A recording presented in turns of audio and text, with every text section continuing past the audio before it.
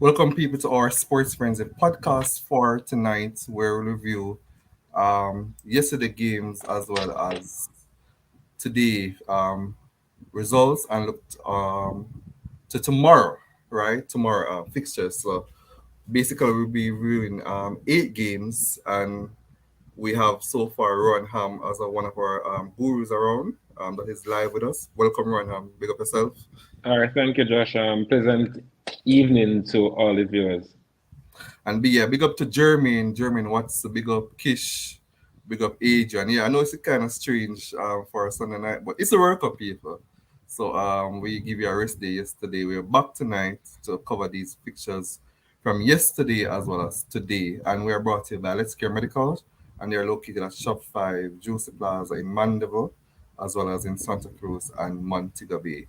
So, Mr. Ham, yesterday, right, we saw the first game in the morning, Australia versus Tunisia, and Australia won that game 1-0 to set up a very excited last group fixture with Denmark.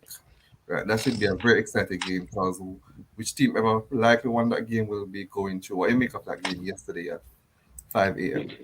Well, some of the naysayers will say it was a boring game, but it was an interesting game because both teams were evenly matched. They went at it, and Australia prevailed. Thought Tunisia would have been a bit more adventurous, but they're divided in forward areas. The fact that Kazri isn't the same player that we saw in 2018. You remember he gave England quite a bit of trouble in the group stages in 2018. You would remember that, Josh, Yeah, being such an avid English fan. But Tunisia's problems, which have long been known on the continent, they came to bear in the World Cup because they are dividing. They are competitive. They will compete, but in forward areas. Me, this was supposed to be his big coming out party as the captain for the viewers.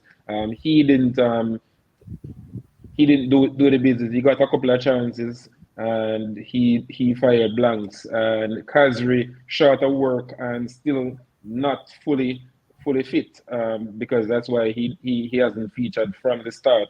He didn't really impact the game as much. So the Socceroos, I think, they were worth the victory, and they will take a lot of confidence into that final game against Denmark because they're in a position where if they win, which would be defying the logics because Denmark will start at one favorites, even though they themselves have been a tad bit underwhelming. But they were a bit improved against France. I know we're going to talk about that game in a bit, but that should be an interesting game on match day 3 between the Socceroos and the fancy Danes. right. And yes, big up yourself as well, Tyrese, in our comment section. And yeah, um, they're laughing after you that you come with an Arsenal shirt, but they don't realize that you're a French fan. Yeah, so guys, he's a French fan, so you know that link between Arsenal and France. So they think it's weird for it to be in Arsenal jersey. So basically this group will go down to the wire, which I like. I want That's the one thing I like about the World Cup. A lot of the groups haven't decided yet. So Precisely. far in this group, that Ham just talked about the first game, we have France on 6 points, Australia on three, Denmark on one, Tunisia on one. So France has actually secured a spot in the next round. The next game that we had was a very also exciting game, right? I thought it was exciting as well. Poland versus Saudi Arabia. Poland with a 2-0 victory. Some would say a deserved victory.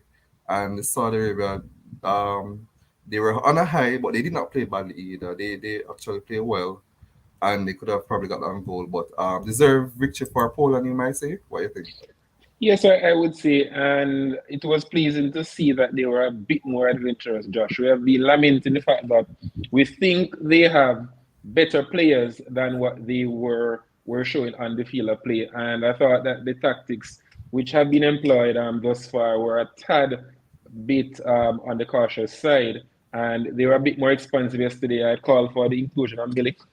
He got a guilty chance, which normally he would gobble up, but his header came back off the crossbar. But just the mere fact that he was closer to Lewandowski, even though he was playing in a withdrawing role. He wasn't necessarily playing through the middle because he was tasked with coming back to help the fullback when they were out of possession, and Zelinski. So it was a case where they're big players, they're big name players. Pietro Zelinski, the schemer from Napoli, he opened the scoring, and then the man himself, Lewandowski, finally got that much coveted first goal at the World Cup to seal it late on, and he had some other chances, which I think he probably snatched that because the pressure has been on him for so long to score on this stage. But it was good to see that they were a bit more. They were more of the protagonist yesterday, Josh, as opposed to their normal reactive way of playing, which for some persons, which neutrals are sometimes definitely are not enamored by. Also, quickly, the Saudi Arabians, they did not disgrace themselves. As I said before, they were on a high because of that compelling victory against the fancied Argentinians on match day one. And while they lost, I don't think they lost much in defeat because they competed right up until the final whistle, and they have some good players. The thing about that, some of these players, they aren't necessarily looking for moves to Europe, because when you look at someone like El Dasari, he is definitely someone who you would see cutting it in one of Europe's top five leagues. That's number 10 for the viewers. Classy on the ball with an eye for goal. He is the one who scored a spectacular winner against Argentina on match day one. So I think it was, as you said, a competitive game. A game that was well contested between both teams. Poland probably edged it based on the chances that they created, and I think that was down to the fact that they had more in terms of potent attackers on the field, and that week having Zelensky play a bit closer to Lewandowski, I think it paid off in the end. So I think deserved on the day. My boy Soccer Bones, you're here with a different name. My boy Soccer. What you make of that match, Mr. Bones himself? Was that good? Welcome to the Good show. night. Good. Huh? Yeah, I was saying welcome to the show, Bones. What you make of the game, Poland versus Saudi Arabia? Hey man. Good night. Good night, everyone. Equal enough game. I don't think I can fully say that Poland totally deserved it. I think on the run of play, even if Saudi Arabia had gotten an equalizer and this game ended 1-1, would have probably said yes, probably, fair result. But the Poles needed this. They really needed this. And they came out, they fought. The big man stepped up for them. Zelensky, I think, scored a beautiful goal, very, very, very beautiful goal. And in moments, and do not forget the big save that former Arsenal Arsenal, goalkeeper yes, Chesney. Chesney made, right, from the penalty spot, that double save as well. So he was absolutely outstanding. I saw persons saying, I saw persons were commenting whether or not the penalty should have been retaken. But all he has to do is just have half of inch on that line, and he's good to go. Right? His foot doesn't have to be behind that line. As long as his foot is on that line, yeah, then whichever part, whether it's an inch, whether it's half, whether it's quarter inch, right? So it clearly a part of his foot was on the line, but a good save to keep the Poles in the game, and that's what you want, right? When you're playing games like this, and that's why I was so mad at Lewandowski the first game when he missed the penalty versus Mexico, right? Because I was saying, in big games, in moments like these that come every 4 years, and you get opportunities like these, I expect persons to do their job. You're the penalty taker. I expect you to do your job, which he didn't, and that's why I have to big up Chesney for the Arsenal training and everything that taught him how to pull off a double save and everything, from a penalty in big moments. We're talking about big moments, and that's what people have to understand. In big moments, big players must step up and perform, and that's what Lewandowski did, and that's what Chesney did. right? And the Poles deserve it. They are on the brink of qualifying now. They are really in a good moment. I think a point takes them through. I think a point takes them through, right?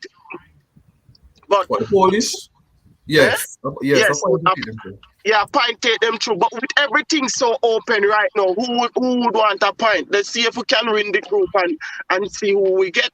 Let's see if we can buy our way to the quarterfinals with an easy draw in the round of 16, right? So, yeah, it was a good game. I think Saudi Arabia gave them a good fight.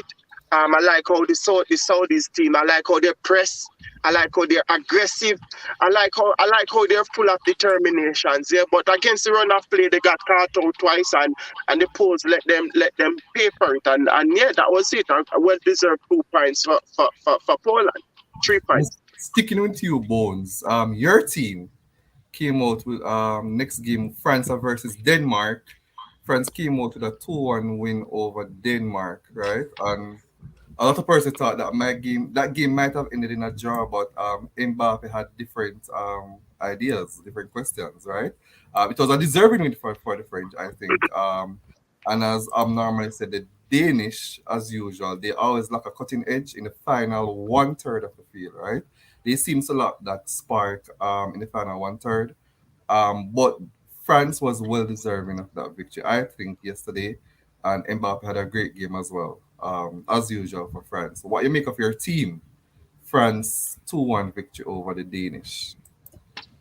I think to be honest, potentially we're looking at a potential world champion here. That's what I'm seeing right now.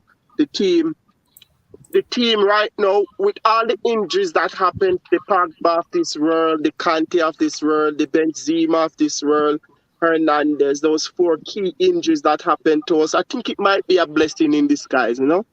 Um, we're playing really good football. Chouameni is playing absolutely brilliant in the middle of the park. Although I don't like Rabota, Raya Botta, Rabiot. however he wants to Rabiot. pronounce Rabiota, however he wants to pronounce his name, but he Rabiot. has been he has been brilliant as well. And we are playing really good football right now. To be honest, let me say this. To be honest, Mbappe was our worst player in the first half.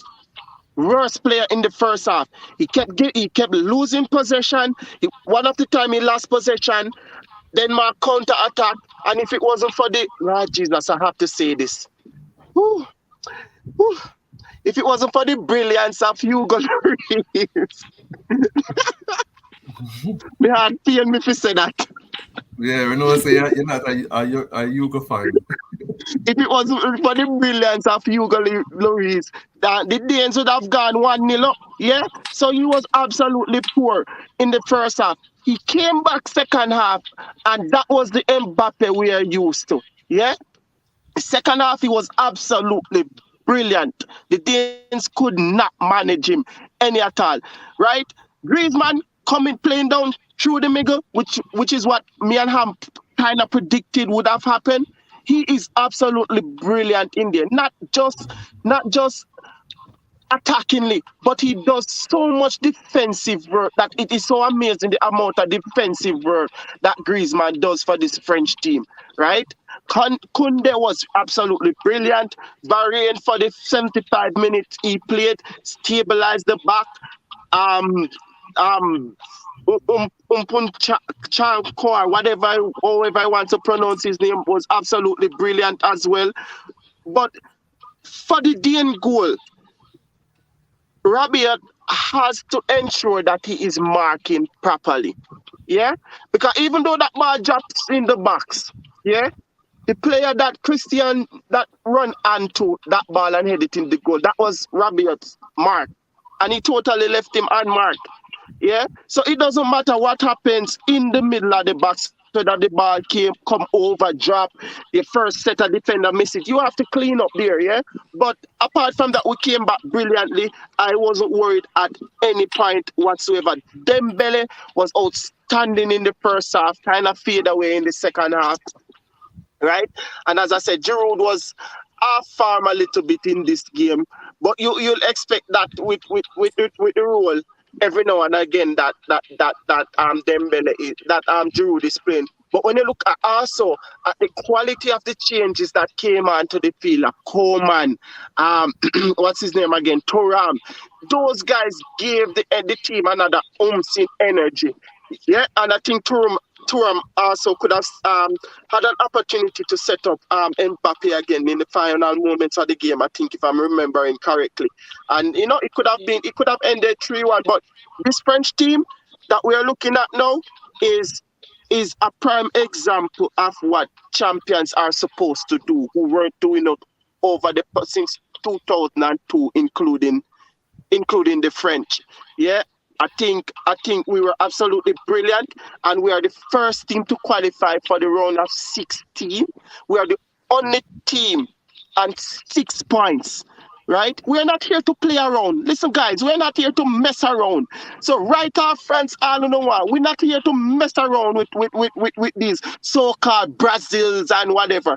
We are here to defend our title, and if it means going out at the semi-final stage, we are going to go out fighting. And right now, how this French team looks, we look really good, and it looks like we are going to be hard. It's going to be hard to beat us right now, honestly. France look absolutely awesome right now, and if we keep this going, there's no doubt we'll make it to the finals. All right, we see. Welcome to the show, Ryan. Yeah, man, good. What you made of this Denmark game yesterday? What I make of it? Yeah. Denmark beat them twice this year, and they still did not qualify for the Nations League semi-final playoff. And now they get France when it matters, and they did not do the job. That is what I make of it. Denmark, two wins this year, never mean anything in that sense, and it still don't mean nothing here because I get them to beat when it matters, and you couldn't get the job done. Yeah, but that said, France played well in terms of their pattern of play and everything else associated with it. They defended well. Their midfield was doing well. Rabiot deserves a shout out. He has been very good for Juventus, even when Juventus was off color. And he's a problematic individual at times, but he has been on form over the last year or so. So you have to give him credit where it is due. So credit for Rabiot, credit for the defenders as well. France was properly organized in terms of defending their midfield transition. Chouameni was very good in terms of taking over the play, interceptions and all of that. Griezmann dropped in, do his thing, and Mbappe turned up with the goals when he was needed. When the big stars yesterday, they turned up. I have to give them that. The Lewandowski, the Messi and the Mbappe, those guys turned up yesterday and got their team over the line. Lewandowski turn up? He got a goal. Yeah, but An assist. You got an assist as well, Kemar. He could also got another goal, so it's probably So he did the job. He got the job. He was the one who pulled the ball back for Zelensky to score that opener. And then he scored the crucial stepper. So you have to give him credit. He got the job done. Fluffed his lines a few times, Kems, but to be fair, he had a major hand in both goals, and that's what matters at the end of the day, right? Yeah. That's his first goal, by the way, in the First ever World Cup goal, yeah. World Cup goal in World Cup. So you have to give it credit because the persons were saying he's a choker. He's a choker when it comes to World Cup. So he is. But him turned up yesterday, so you have to give credit where credit. But I realize that. You hear me?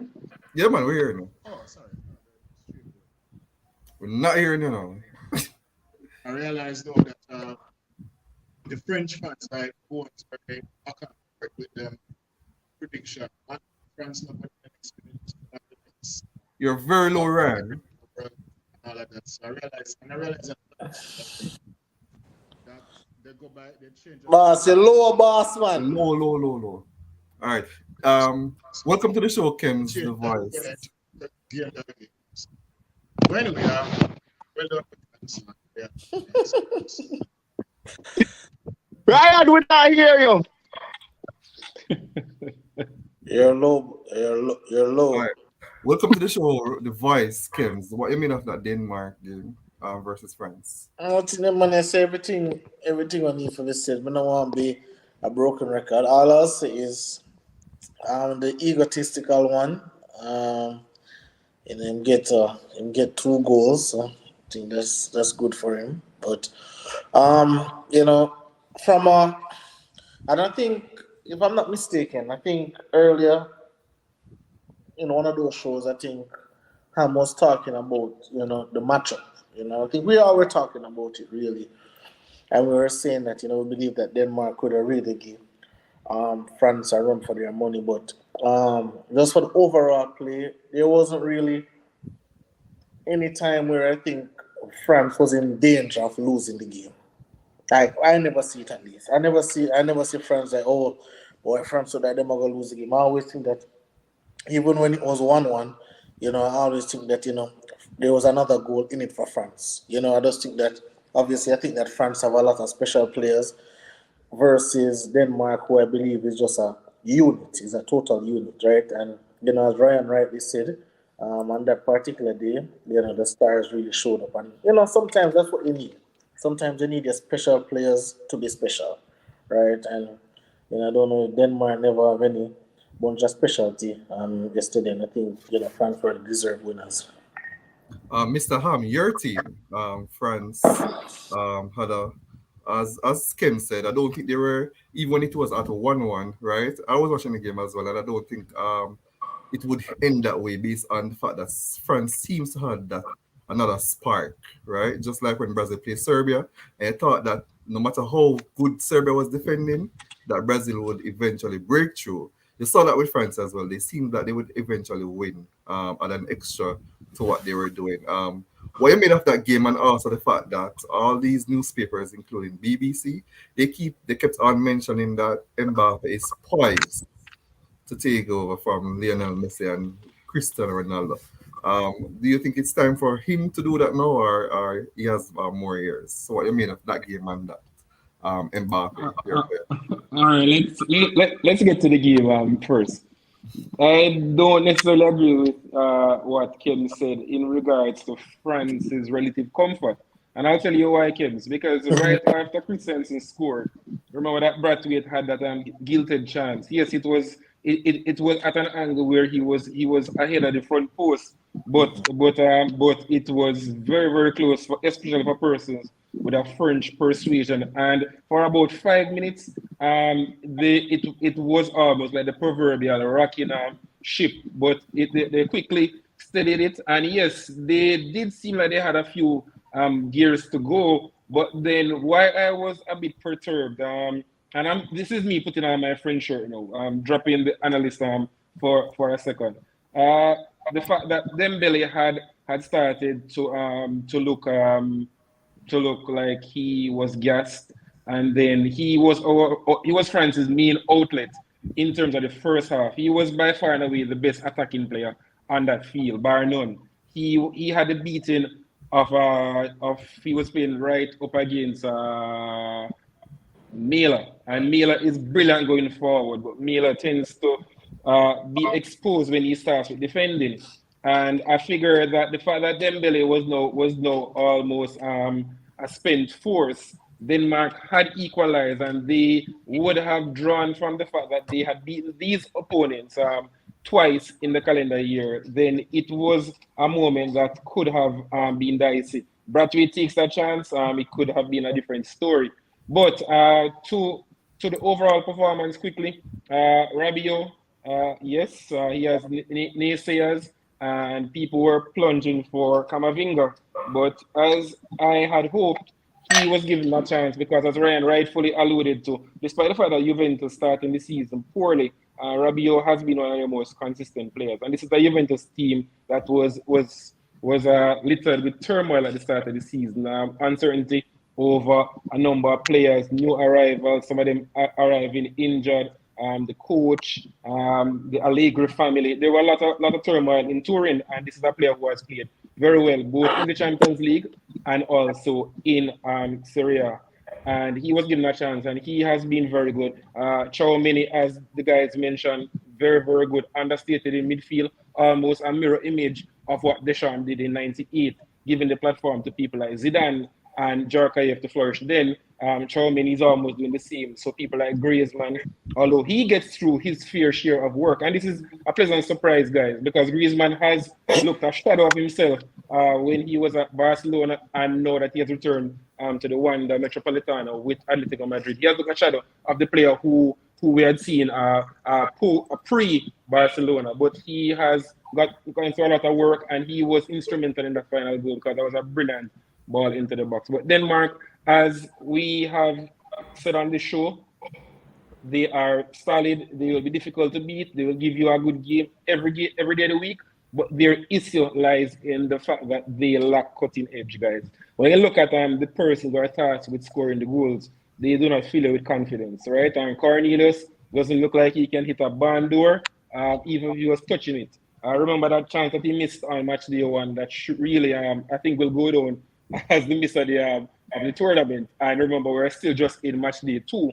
So gilt edge was that chance. And the other options, they don't feel with confidence. Brathwaite, Wind is unproven at this level. Poulsen. So while France and Kasper Dolberg started the first match, but he initially when he was coming to Ajax, guys, remember he was highly touted, but he has fallen off the radar, not cutting it at Sevilla and just looking like an average player at best. So yes, France will be confident. 6 points, they're into the round of 16, but I will temper the confidence in terms of the expectations, because they went back to the drawing board, as Kim's mentioned, because this team had beaten them twice, and I figured that they would have ironed out the kinks that they figured were behind them losing.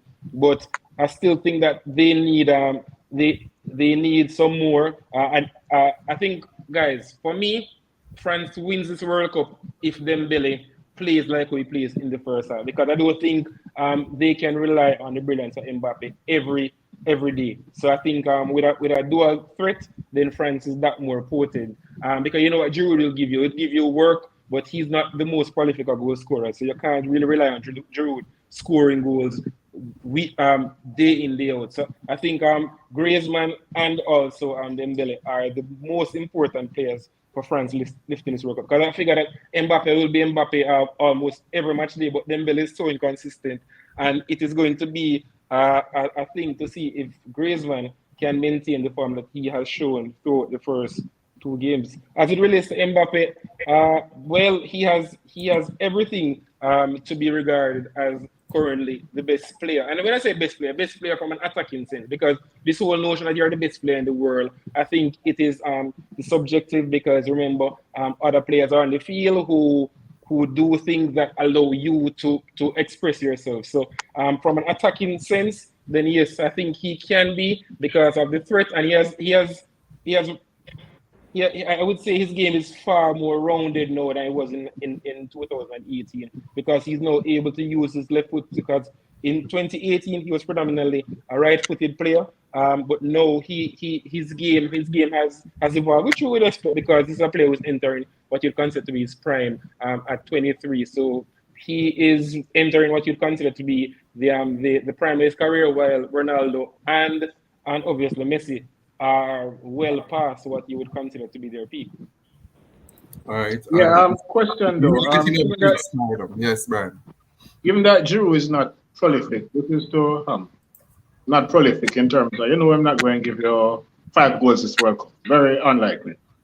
And Marcus Thuram is in good form for his club. You think Marcus can get more of a run?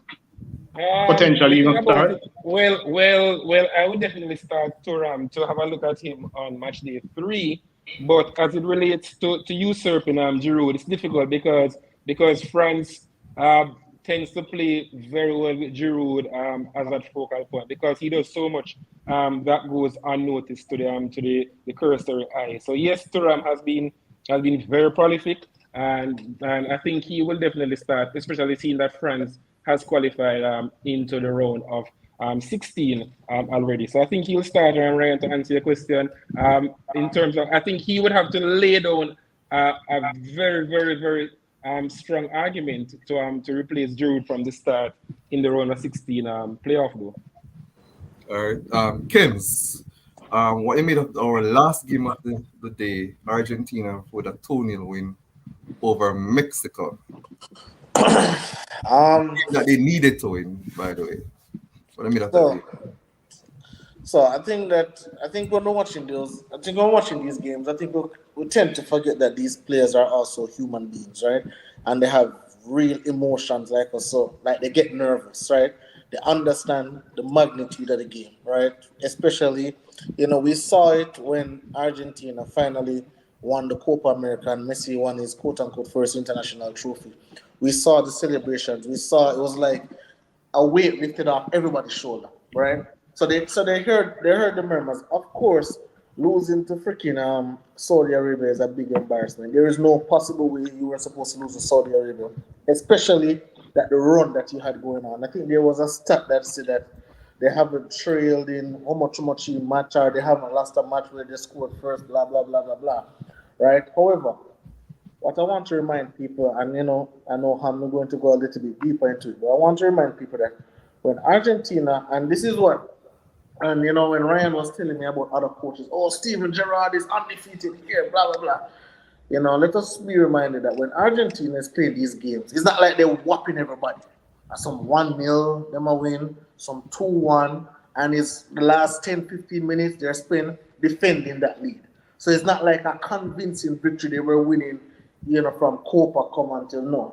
So again, when I'm seeing Argentina play, this is the Argentina I know. They score a goal early, then they play defense, and I think they were always defensively sound, right? And I believe that the Saudi Arabia game, I never really talk about it, but I think in the Saudi game, it's unfamiliar territory for them. So they never know how to kind of react to it right away, and then obviously it got away from them. But seeing this game against Mexico, it was very cagey at the start, obviously. Obviously, Argentina didn't want to make a mistake. I feel they didn't want to go behind. So I feel at the start they were playing not to lose, right? Instead of playing to win. But then, halftime as the game started to progress, even though Di Maria, not really my favorite baller, but I think he was the only player who was willing to take on players. Whether the foolishness or not with the ball, he was still willing to take on players so he can open up some spaces also. And then obviously Seems that Messi. we lost Kims there, eh? You there, Kims?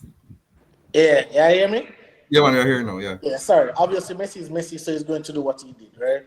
And he scored, and then the other youngster scored as well, and it's a 2-0 victory. Overall, I think Mexico is a poor team. I think they played poor on the day.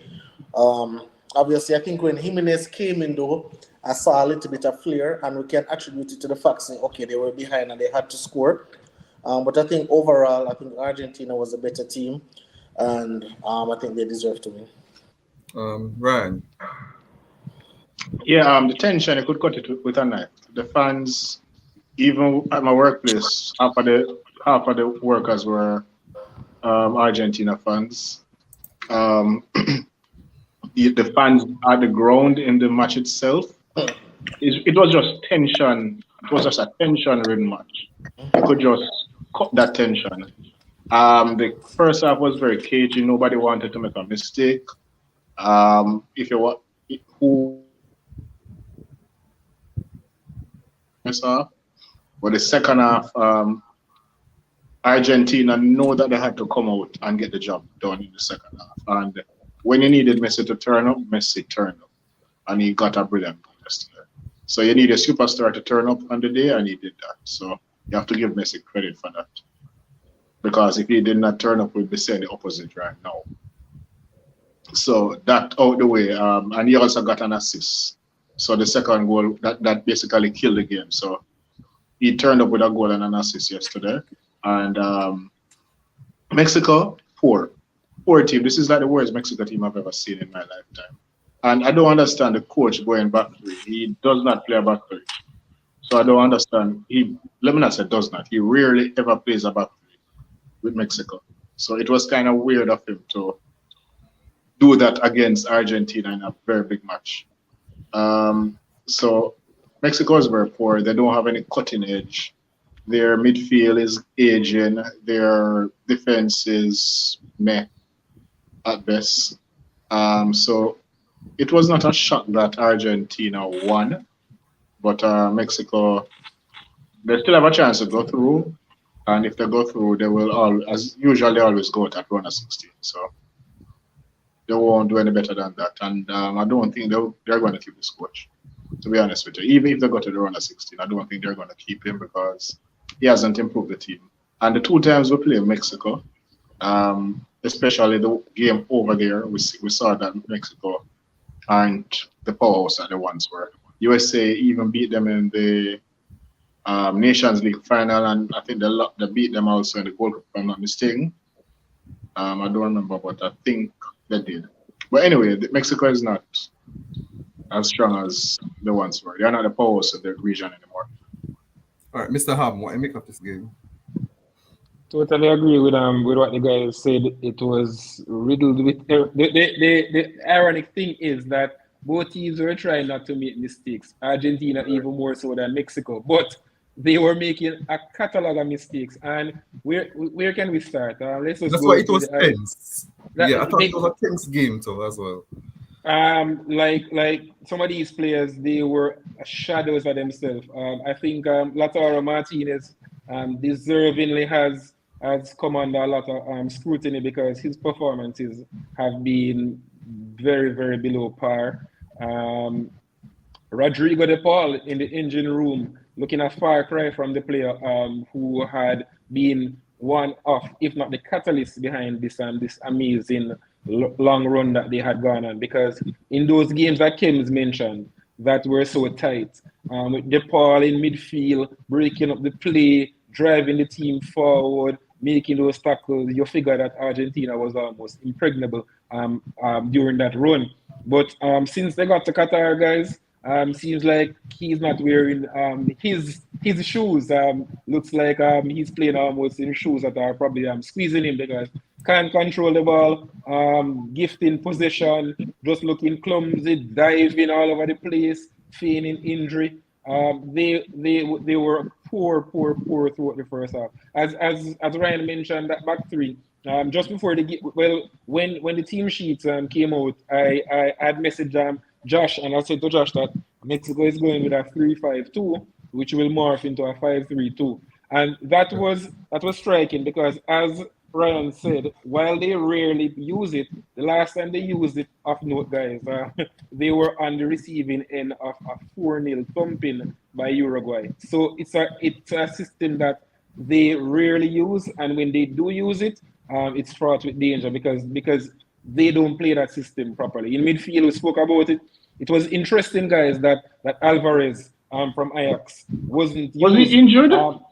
There's no report that he because is I mean injured. the captain came off and he did not come on.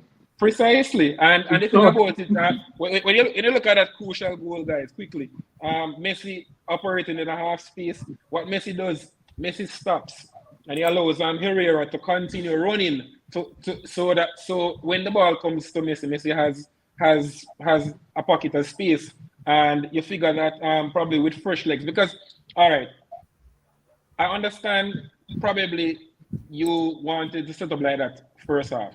You get into the interval at 0-0, and Argentina isn't really posing a threat, but you have expended a lot of energy closing them down, snapping into challenges, all of that. And I'm figuring that Messi, especially at this stage of his career, isn't going to necessarily run past 4 or 5 players. So most of his work is going to be on the edge of the area, right? Looking for the cutbacks, looking for the ball coming across lateral passes to probably fire from distance, because you realize that this has become more his modus operandi as he has aged, where he plays deeper and he takes more long distance shots than he did earlier in his career. And I was figuring that Alvarez has to be injured because this is the perfect scenario for him to come in, fresh legs, and to nullify or to try to nullify the threat that Messi will pose. Because even at this advanced age, we still know that he has precision like no other, especially from the edge of the area when he gets time on that left foot.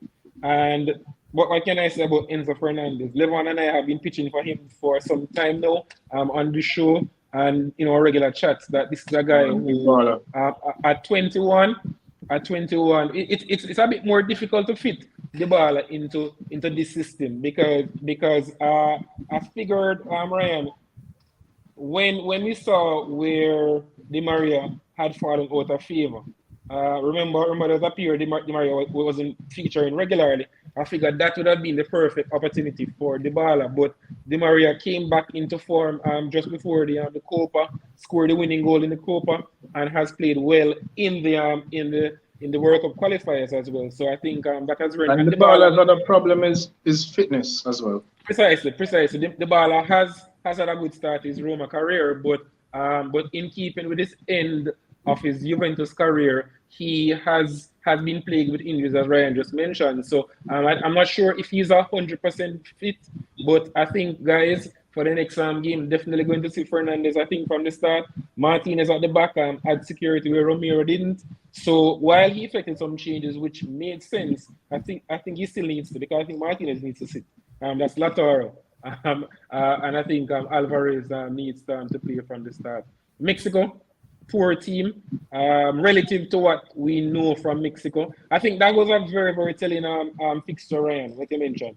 When Jamaica played them with such comfort, guys, at the Azteca, it's a telling thing, because normally we struggle with the altitude. Yes, I know we have players now who are more used to it as opposed to in the 1990s, but we have always come under pressure when we played there. And remember, it was a late goal that took those points from us in World Cup qualifying. So not a team to fear, and they had no focal point, guys.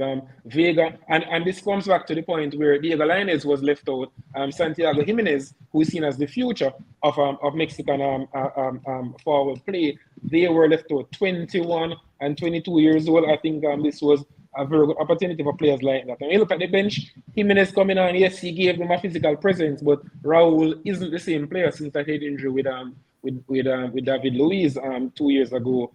So I think they may very well exit the tournament losing all 3 games, because while you would have thought it was a banker, especially Kebs 2 months ago against Saudi Arabia, I dare say that they're going to enter that game with a bit of trepidation, because with the Arab support, with Saudi Arabia being buoyed at the fact that they can still make it into the second round, I think Mexico is going to have their work cut out.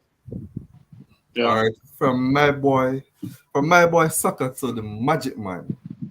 I see that you changed your name twice, Mr. Bones. What you mean of that game? Magic Man. When you need a moment, you just call him Magic Man, Brilliant, Messi. Messi just brilliant. Messi just brilliant. That's all I can say.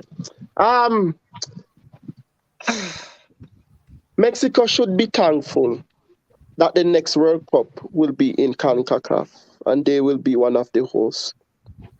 That buys them a spot into the World Cup. They should be very thankful. This team is atrocious, very atrocious. There is no way you can tell me, there's no way you can justify to me why the likes of former Manchester United player Hernandez is not at this World Cup. Can't justify it. There's no way. You can't justify it. I don't care how old he is.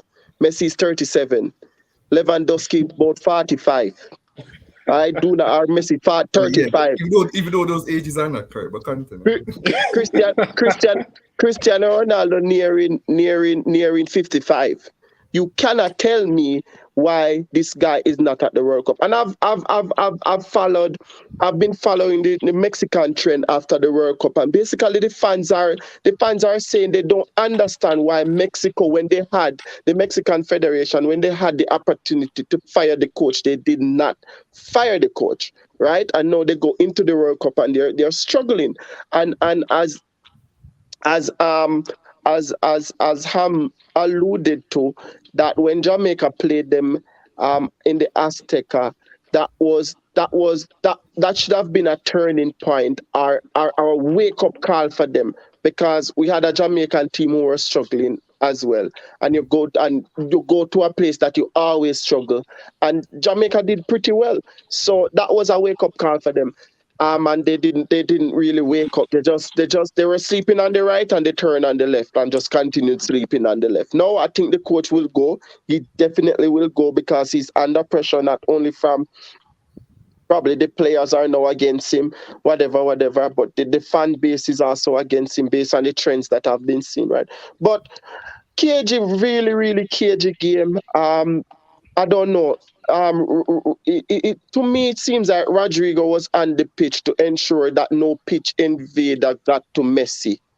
I think that was kind of had a bodyguard type of role for Messi in that game because he wasn't playing football, at least not for Argentina. He was absolutely poor. He was absolutely poor. And there's one point that I have to make. Every single time that he picked up the ball, every single time that he got the ball, his first intention was to look where Messi was. And as soon as he sees Messi put back down his head, they steal the ball from him. Every time, every single time he got the ball, that was his first intention. Look where Messi is because I want to give Messi this ball. But they were poor. Enzo, what a beautiful goal.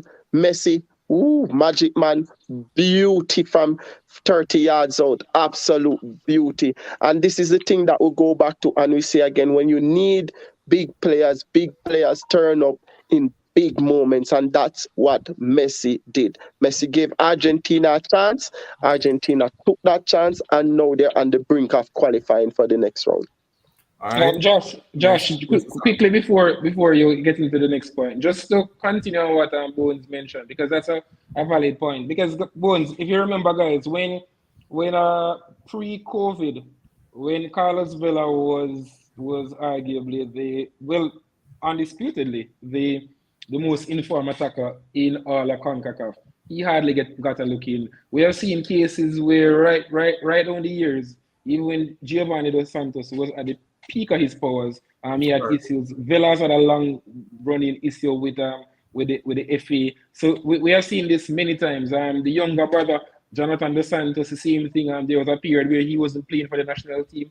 So I think that needs to be addressed because they don't have the advantage over the other teams in the region, again, in terms of the altitude and us having trepidation when we play them. When we play them, there's no consternation. And I think, when I say we, I'm talking about other teams throughout the region, whether Latin America or in the Caribbean. So I think they definitely need to address that.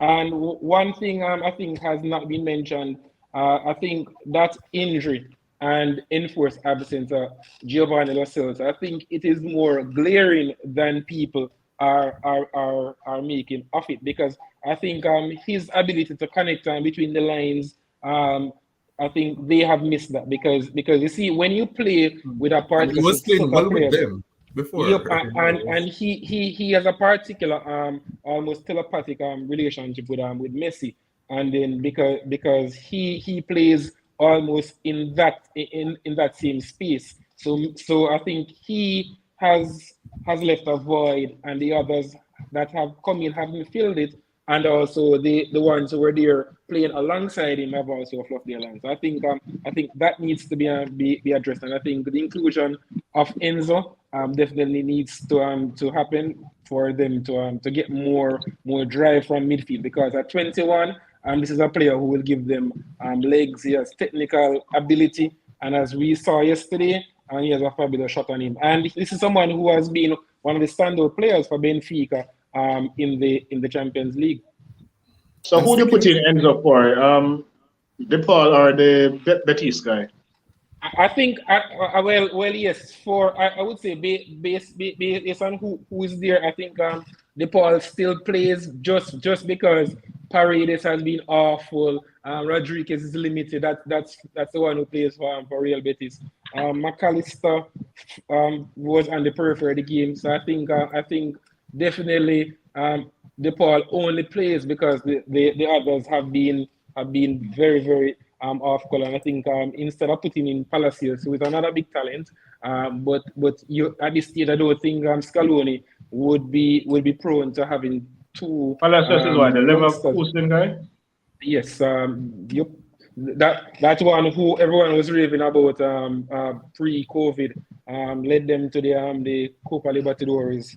Another brilliant player in midfield, but I think uh, basically blooding two youngsters at this stage. I think Scaloni would probably want to keep the woefully out of form Rodrigo De Pass. I think I'm going to throw him a lifeline, Ryan, but he has been very very bad. And Yeah, sticking with Mr. Ham, for today fixtures now, we're into Sunday fixtures. Our first game saw a very surprising result to most persons. That's Japan um, losing 1-0 to Costa Rica, right? And the Japanese coach is said to be blamed for basically for this defeat. He ran some changes, probably underestimating Costa Rica, right? I think that he did that. He probably underestimated what Costa Rica would do, given the fact that they lost 7-0 against Spain. What do you make of that early surprising loss to most persons, Mr. Ham? I understand where persons would be coming from, but I still figure that the 11 that started should have done the job because I think Japan has the edge on Costa Rica in terms of form. And some of the players who inserted were some of them who actually were instrumental in that comeback. So the idea or the notion that it was because of the changes why there was a drop off in the performance is not necessarily one that stands up to scrutiny. But most of these Because players, though, would you say, right? Most of the Japanese players, you would say, play in the Japanese league, right? yes, there are a few exceptions because a couple of them play in the top five leagues. Yeah, so you still expect In them to probably win. precisely, and on the balance of play, the fact is, this is the ultimate smash and grab. Throughout 180 minutes, that's over the course of two games. Costa Rica has had a grand total of one shot on target, and it has resulted in a goal, and they won today. So I think if they play each other 10 times, Japan probably wins 8 out of 10. But the stars were aligned. They fluffed their lines in the attacking third, and Costa Rica defended. I think Costa Rican pride was definitely hurt on match day one. Um, they went back to the drawing board. They were more resolute, and the longer the game went on, the Japanese started to I'd say panic. Also, what is telling guys, and I always mention this, when you're pitted as the outsiders as opposed to the favorites, it's a vastly different thing. Because when they played against Germany on match day one, Japan was seen as the clear outsiders, and they came back and they won, and euphoria and all of that. But no, they were playing against Costa Rica. They were forced to make the play and to be the protagonist. And I think Japan is better when they allow you to come onto them and then they can counter attack because that's basically how they go about their business.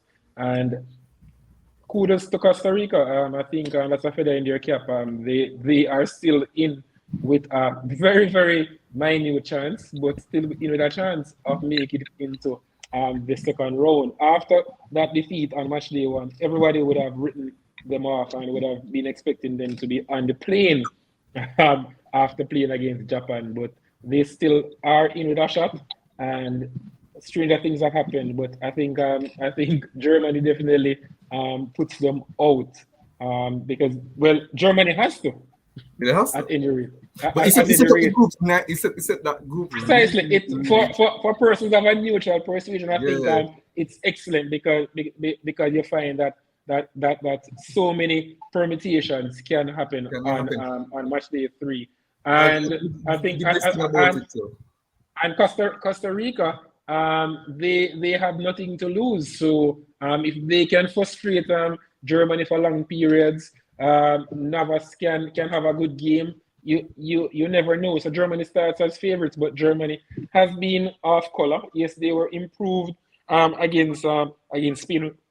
Well, they had to, but they still lack a cutting edge. So you wouldn't fancy Germany at this rate, playing like how they're playing now, to necessarily run amok against Uh, Costa Rica if Costa Rica are resolute. That first 20 minutes, guys, I think will be very, very important on match day 3. And what also set this, what also is very good for, especially for the neutrals, right? In these finals games, is that both games play at the same time. Yeah. That's the best thing that could have ever happened. So one team won't know what another team did before. So they put both teams to be playing at the same time. Anthony, anyway, just to clarify what I was saying, before the Germany Spain game, right? Even if Japan had beaten Costa Rica, right, they would automatically qualify for the round of 16. Had we not known that Germany Spain result, right? Because it could be that Germany could have won 1-0, and then you have a situation where all three teams are on 6 points. So they wouldn't automatically qualify had we not known the Germany Spain results, right? But I make up this Japan Costa Rica match. I'm going to go a little. I'm going to deviate a bit from what Ham said in terms of the Japan team selection. I blame the coach because the Germany game, I understand resting, putting some of your big hitters on the bench because you're the underdog, and then the second half you might want to come out and go hard at them for the second half, given that you're maybe behind at 1-0 or you're drawing, which happened. They were 1-0 behind and then put on the big hitters and they got the result. Costa Rica, no, you're the favorite. You need to start with your big hitters. That's what I think they should have done. Start with the big hitters, get the game settled, and then you do what you do. Yeah, because when you're the favorite, you play. I think you should go with your best 11. I don't think Minamino and I don't think the brand guy. Me too, but Ryan, I don't think on current form that Minamino gets into that. I understand your point, and I agree wholeheartedly. But Minamino doesn't get into that team right now in current form. He has had an okay start to his Monaco career. But other players have been. That's fair, but at least the Brighton. Totally understand, and Ito should have started as well because Ito was the one who was carrying the threat first half against Germany down the right hand side. So I think you're definitely correct in terms of starting. Yeah, I would have gone with the big hitters from the beginning instead of your 60 minutes in and you're still nil all and now you're chasing the game. And I think the chasing of the game is what cost them because Costa Rica got one on the break and somehow it went in. The goalkeeper, and another day the goalkeeper is pushing that out. Yes, a one and move. That one just went in. So that was one of those things. It reminded me of a fight I watched some years ago when Lennox Lewis was the fighter and he got a punch and they knocked him out. And then the following fight, the rematch, Lennox Lewis beat the guy silly. So it's one of those things that happen in sports. I know Japan has it all to do against Spain. Yeah. Mr. Magic Man, what do you mean of that Japan Costa Rica game? Poor. Both teams are poor. Both teams should be on the plane going home, which they will be on match day number 3. All right. Sticking with you, Mr. Magic Man. Belgium versus Morocco. They lost 2-0 to Morocco. And guys, if all of you were watching our show, we're probably the only sports podcast, football podcast in Jamaica that actually, because I've watched quite a few that really talks up this Morocco team. And we really talk about we have been doing that for the last few weeks, said that they were very dangerous and they would cause trouble in the group. While most football podcasts here were saying that, it's likely going to be a Belgium and Croatia easy to go through, but we actually were giving Morocco a very, very good chance. So pick up to our Sports Frenzy analysts from the beginning that were actually saying that Morocco is a very, very dangerous side. They play very good football, and they, especially on the counter, and they are very good players. And we talked them up a bit, and they came with a 2-0 win against Belgium. That was very a Belgium side that was underwhelming. Bones, what you made of this game? The thing about this game, the thing about this group now, is interesting, right? Because it's set now. Croatia on 4, Morocco on 4, Belgium on 3, and of course Canada out.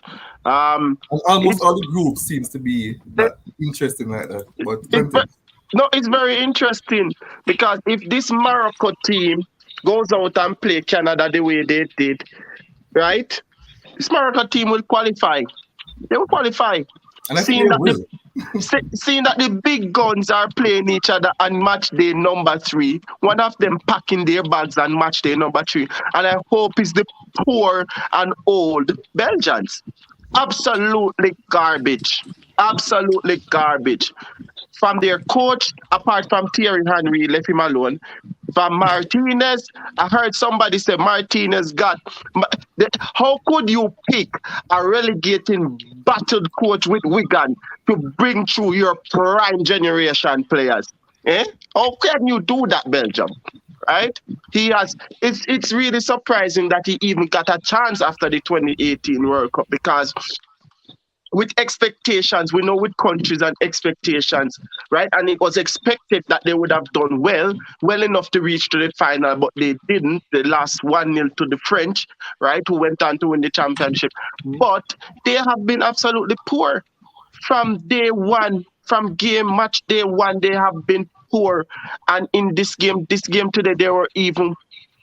I don't even know how the word to use. They were absolutely atrocious. They were horrible. Kevin who? Kevin Hart. He's the guy that plays for Belgium. Must be. Nowhere to be seen. Nowhere to be seen. Right? I think it was Martens or what's his name that came on and really tried a little thing, but it never worked. You know, Chisman never start. They said they wouldn't start Lukaku only when they need him. They needed him with the last 10 minutes to go, but I think nothing happened there. Bashawai or whatsoever his name is, the Q-tex and finger, half Q-tex and finger type of thing. They think they're not working at football, brother. Get rid of that. Right? And then absolutely garbage. And then they have two farmer platinum centre backs. What the hell? What's going on there? Absolutely poor. And They one have, of the centre backs took eh? a drive at De Bruyne, saying Yeah. as De Bruyne was What saying name that he's again? too old. Bertang. I think he was. That sounded like he was showing shades at Yeah, it was strange Kevin. You because know. Yeah, Kevin and De I was Bruyne said that the squad was too old and he's likely making reference to the two yeah, centre backs. and And then you jump. Hey, you know, make me have my moments, Josh, man. Can you jump? When you jump to where me, I go say for man. You know, make me have my moments, man. all right, go on, Hey, boys, go on. problems in the Belgium camp. Of course, this is a testimony that problem is in the Belgian camp, and that is the reason why they're probably playing the way they are. Yes, they're old, but you know they can do better. They're not old enough to play as poor as how they're playing right now. I don't think so. They still have good quality players in there, right? And I don't think they're poor enough to old enough to be playing this way. It's just an absolutely poor team. But credit the And farmer. I don't We think are they're in a position to be playing this way, given the fact that they can find players from their league. They have exactly. to I know that. other centre backs than playing these two old persons. They can also give Trossard a game Yeah, time. exactly. Like just had a bright sparks and farm now for Brighton. But whoever listen, the difference between Morocco and Mexico. Morocco Federation. Okay, you know what carry ZH go World Cup? Bye. We want for we best player a World Cup. See? Who turned up today? Yes, damn today. ZH, he would have killed them. I can't Chelsea him play for. If you Was want other it? club, must Yeah, Arsenal. man. Hey, Would have give them a hey, a man have the look all man them look like a idiot round the back. Remember me tell you, like a fool they look like round there. Yeah? So that's what you do. Yeah, when you have your quality players, yeah, like a team like Morocco, where I go do well with Azage, whether them lose or whether them win. He is your best midfielder in your country. You're not gonna make no coach say, oh, me not carrying because of this. Like, get rid of the coach. Who is you? And that's what they did. They got rid of the coach. All right, Zaych is in the World Cup. Look at what happened today. Yeah. So at the end of the day, they're a good team. They're a really good team. It will be really, really hard to beat them. And I think they will qualify. They will definitely qualify. I think either Belgium or Spain or Croatia are going home, but I can definitely put money on Belgium going home very soon, which is kind of scary for me because it would be nice if Kevin De Bruyne and those guys can continue their way in the World Cup and they get no rest. We come back December, but Yeah, we take them dropping out early. Yeah, but yeah. they're really poor. You know what? Them to have much worse. Mr. Ham, what you make of this? No worry, Bones. Ben White is getting a lot of rest. Ben White is getting that rest. And Ramsdale. So what you make of this game, Mr. Ham? The fact that a deserving victory for Morocco. Definitely, Josh, and I'm happy because, as you I'm said, happy as well. we have been talking them up. Right. Myself in particular, just to make mention of that incident that Bones spoke about just now. Halil Hadsic, the manager, the former manager of the Moroccan team, he had a long-standing dispute with Ziyech. But I think why he was ushered out though. I think when they exited in the African Cup of Nations, and the football was so turgid, it was so not Moroccan, because we know Moroccan football is normally free flowing, and they were very, very bad. And for the quality of players that he had at his disposal, I think he definitely had to go. And with his dismissal, Ziyech returned to the fold. And remember, this is a team that is, without arguably, the most informed player from an attacking sense in Amin Harit, who I spoke about on a couple of occasions. Their issue still lies in the fact that the nominal centre forward, Enesri, doesn't inspire confidence. But when you look through that team, they are a solid bunch. The starting goalkeeper today, guys, wasn't on the field, despite the commentators erroneously referring to the goalkeeper as as Bono. It was actually Munir in the goal. And for a team with such good players, I think it's very, very pleasing from a neutral perspective, especially considering that they are an African team, because African teams have not necessarily covered themselves in glory. Yes, Senegal has looked quite decent. Ghana needs to put in a performance on match day 2, but Morocco, solid team, will be difficult to beat. They have very, very good pieces. Amrabat was very, very good as well. And remember, this is a player who has long been pursued by Tottenham. So he is seen by Conte as being someone who has the quality to play in the Premier League. We know about Hakimi, we know about Mazraoui, we know about Ziyech, who looks like the player who he was at Ajax, looks happy. And Ziyech's ability has never been questioned. Ryan will tell you that even the staunchest Chelsea supporter, their issue with Ziyech is not of a lack of ability, because he has all the ability in the world, but he frustrates and he delights in almost equal measure. So on his day, he's a maverick. On his day, he's a maverick, and when you build a team around him and you give him the room to operate, and then he has the comfort to know that he can make mistakes, but he won't be jeered by his supposed fans. He won't be pulled by the manager. Then that's what you get from him. As it relates to Belgium, quickly, what can I say? It's an aging team. We have long seen this. The thing about it, guys, which befuddles me, is that on the bench they have Debast, who is considered to be the next Vincent Kompany. So such is his reputation in Belgium. Plays for Anderlecht, prime for a big move, just 20 years old. But even the manager, Roberto Martinez, has been gushing over him in terms of showering with praises, yet still he doesn't play him. Leandro Trossard, you guys spoke about it. That's another strange decision. Continuing to use Eden Hazard, who his race has long been run. Hazard himself has even made mention of this, that candidly saying that he knows that he will not get back to that level. Yet still, he still is a nominal starter.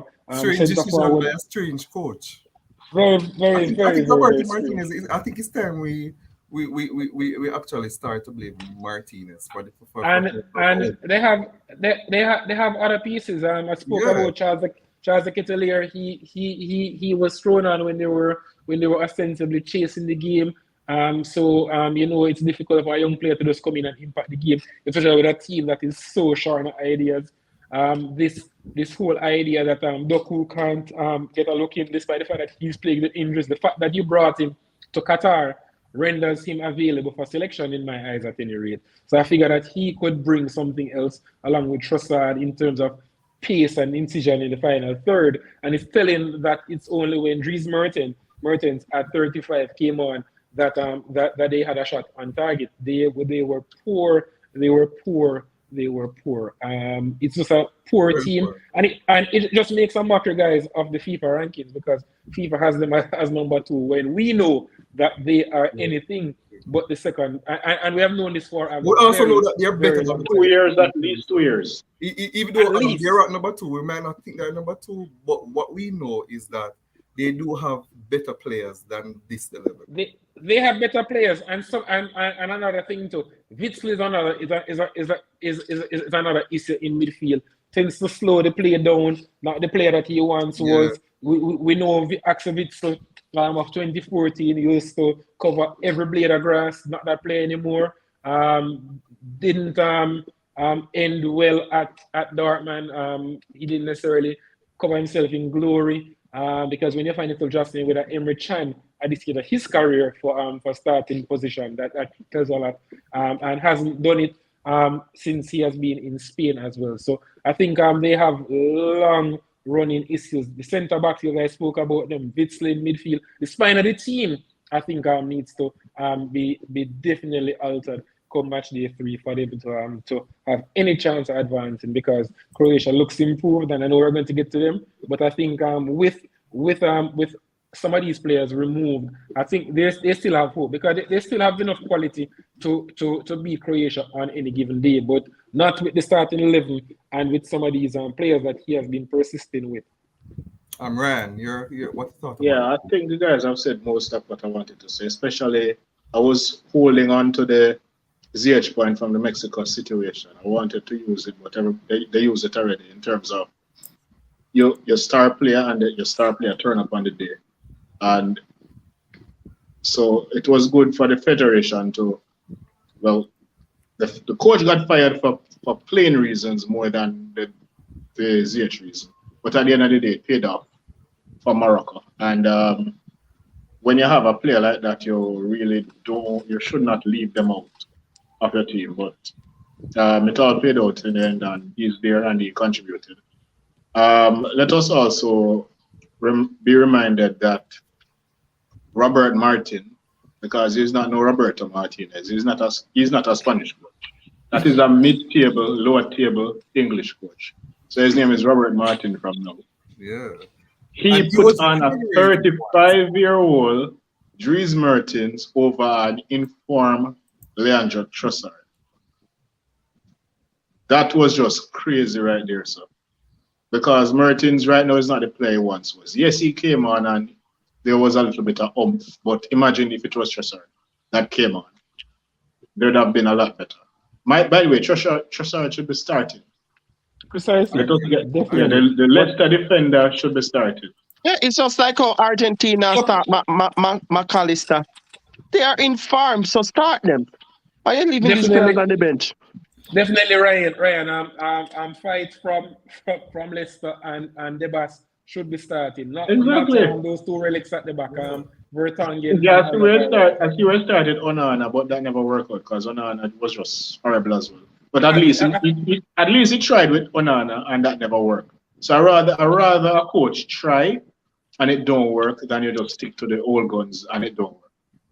Because I think to be fair, Ryan, I think why he started Onana as opposed to Tielemans. Tielemans was so underwhelming on match day 1 and was getting bypass against Canada, and Onana did come in and settle at midfield.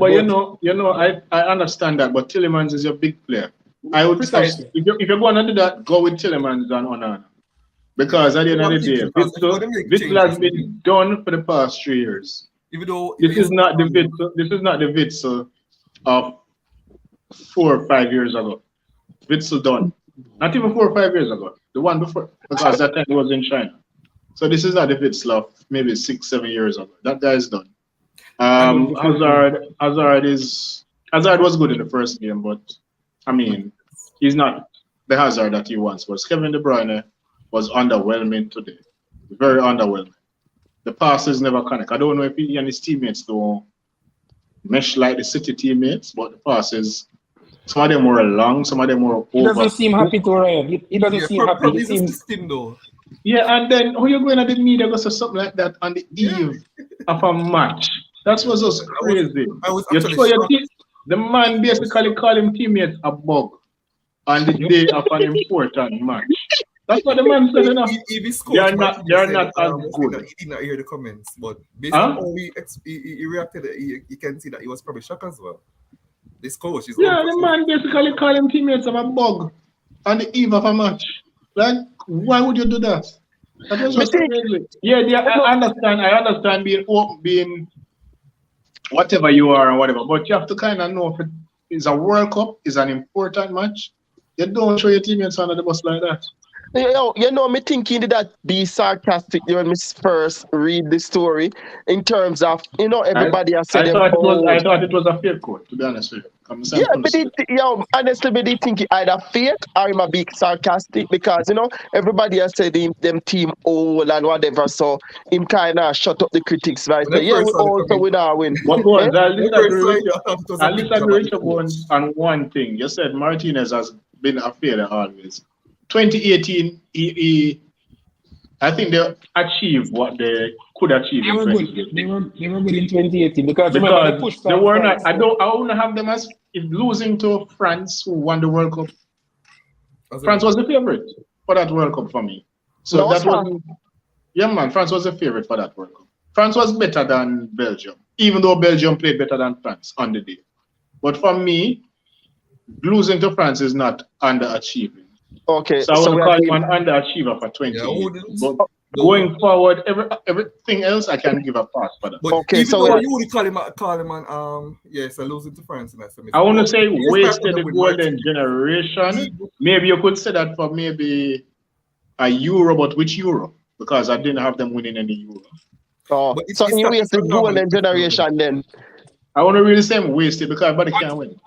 But guys, quickly remember that he wasn't necessarily the manager, because while we say golden generation, some of their big players actually were under Mark Wilmot.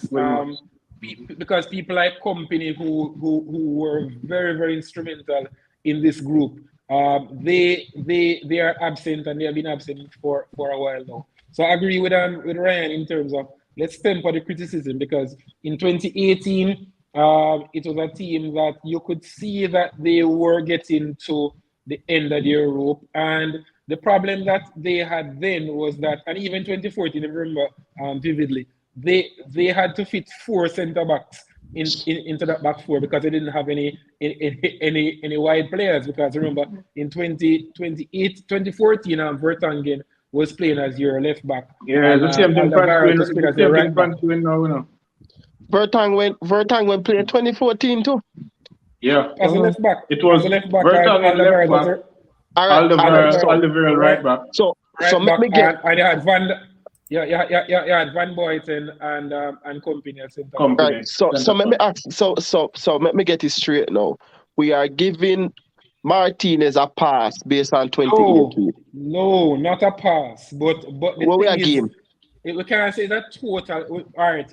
Up until 2018, I would say that he did a good job. But subsequent to 2018, he hasn't phased some of these big name players gradually out, and it has caught up with him because this was the perfect opportunity, especially after seeing how tepid they were on match day one, to get some of the younger players in to start a Leandro Trossard, right? To get a Debas and a fight at centre backs, because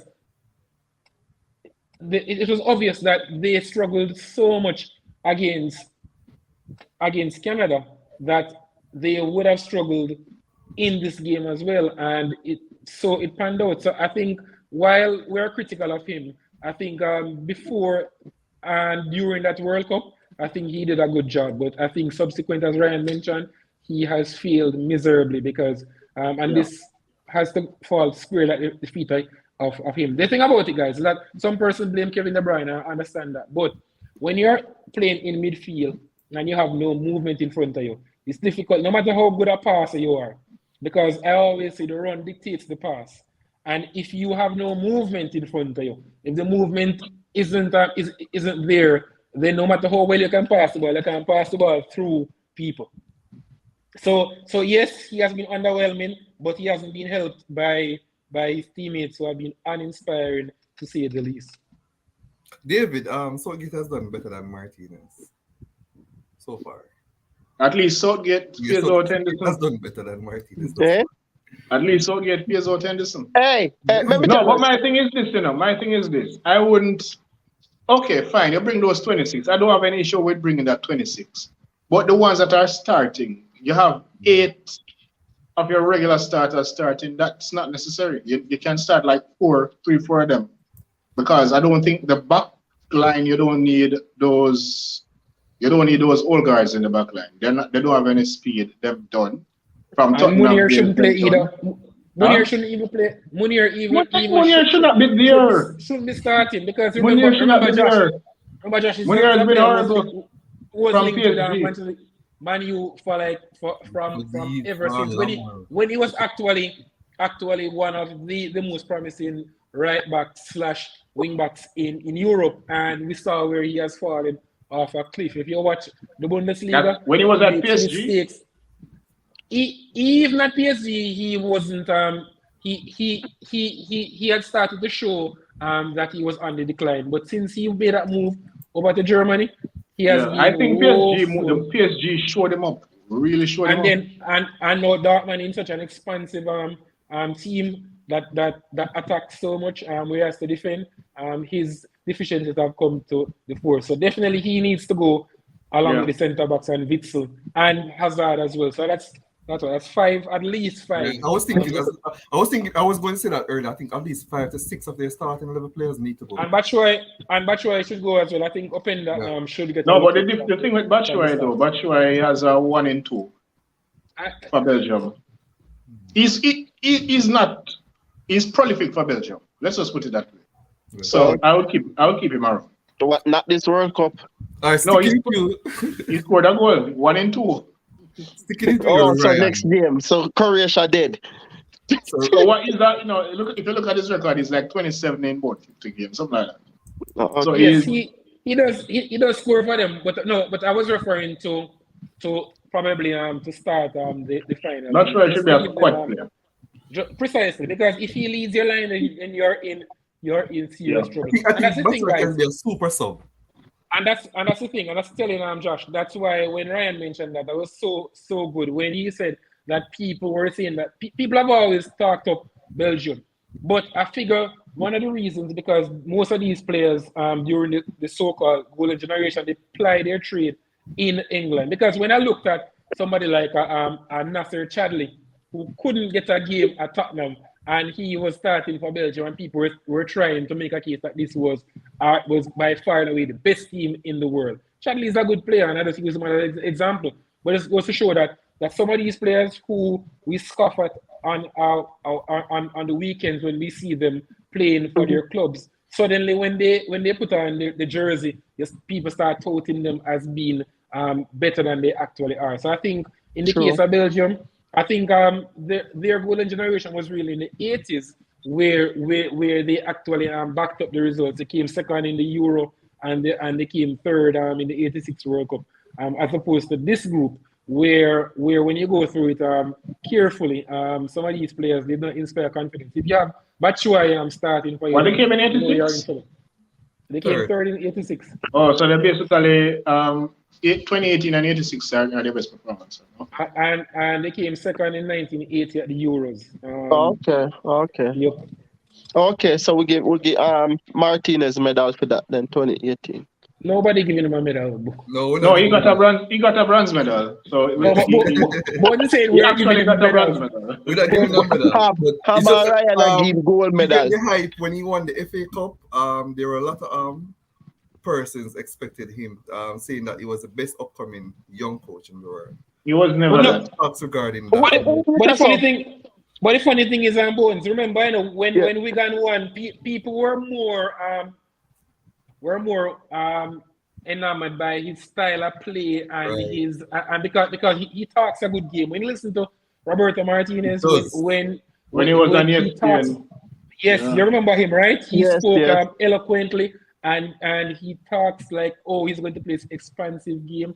And when you look at how Belgium plays, they're devoid of idea, the back three, and remember that And he said De that Bruyne. of Johan Cruyff. That is where he learned his. Precisely. So But Ham, do you think that's a feature of international football because international coaches tend not to be expansive?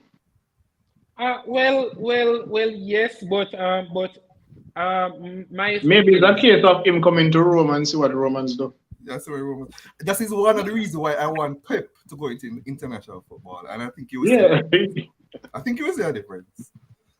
He Because will I see think a he might need different- somebody. I think he No. might need a trailblazer to change up how international people international football coach. is. If Pep I are think- going into international football, and for example, one of them won the World Cup, I don't think they're going to be too loyal to all the players that won a World Cup. Bring back the same set of players again. Pepper no You, idiot. you have to be ruthless. You have to be ruthless. Whether at club or international level. Yeah. That is my problem with international coaches. They tend to bring a lot of the same players that was successful with them before. All right, let me ease up Martinez a little bit then. Since Ham and Ryan are convinced me to ease him up. Zin, could a factor be that these international coaches did not have enough time with their respective teams before the start of the World Cup? You know, I don't buy that excuse because these coaches that they said don't have enough time. They said Southgate don't have enough time with the team. Martinez don't have enough time, but they have been there for 5-6 years. Yeah, I don't buy it. So what more time you need? Yeah, I don't buy it either. I just think that these international Morocco coaches coach just come in 6 months ago. You see the change.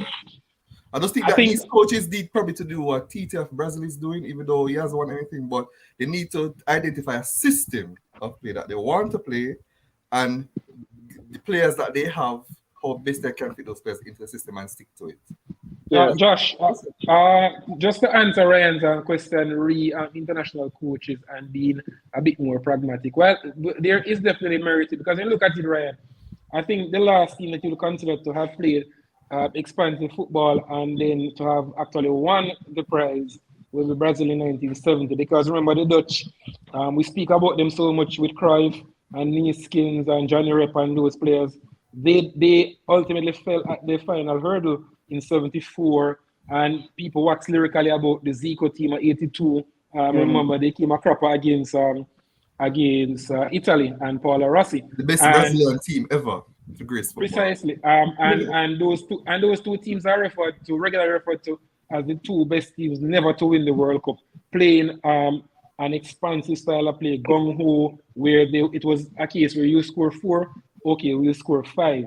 And it does not always pan out like that. So I think since Brazil lost, we have seen where teams have been a bit more pragmatic. Brazil, especially, and the two teams that actually won in '94, were actually built on what you would say were solid foundations. And then you had 1 or 2 match winners. Obviously, in 2002 they had 3. In the case of the 3 R's, and in '94 they had Bebeto and Romario, but really and truly, if you look at it right across the board, I think that would be the last successful team that has won playing an openly expansive style of football. Others have been pleasing on the eye. Some people will say Spain was boring, but they in 2010 because they had so much possession and sometimes it was almost a case. You know, looking back at Germany, 2014 Germany team.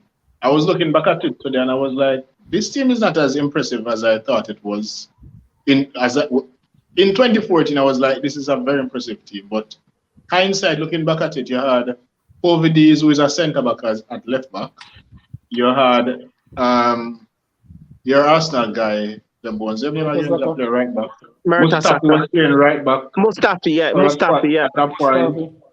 Yeah, and so it wasn't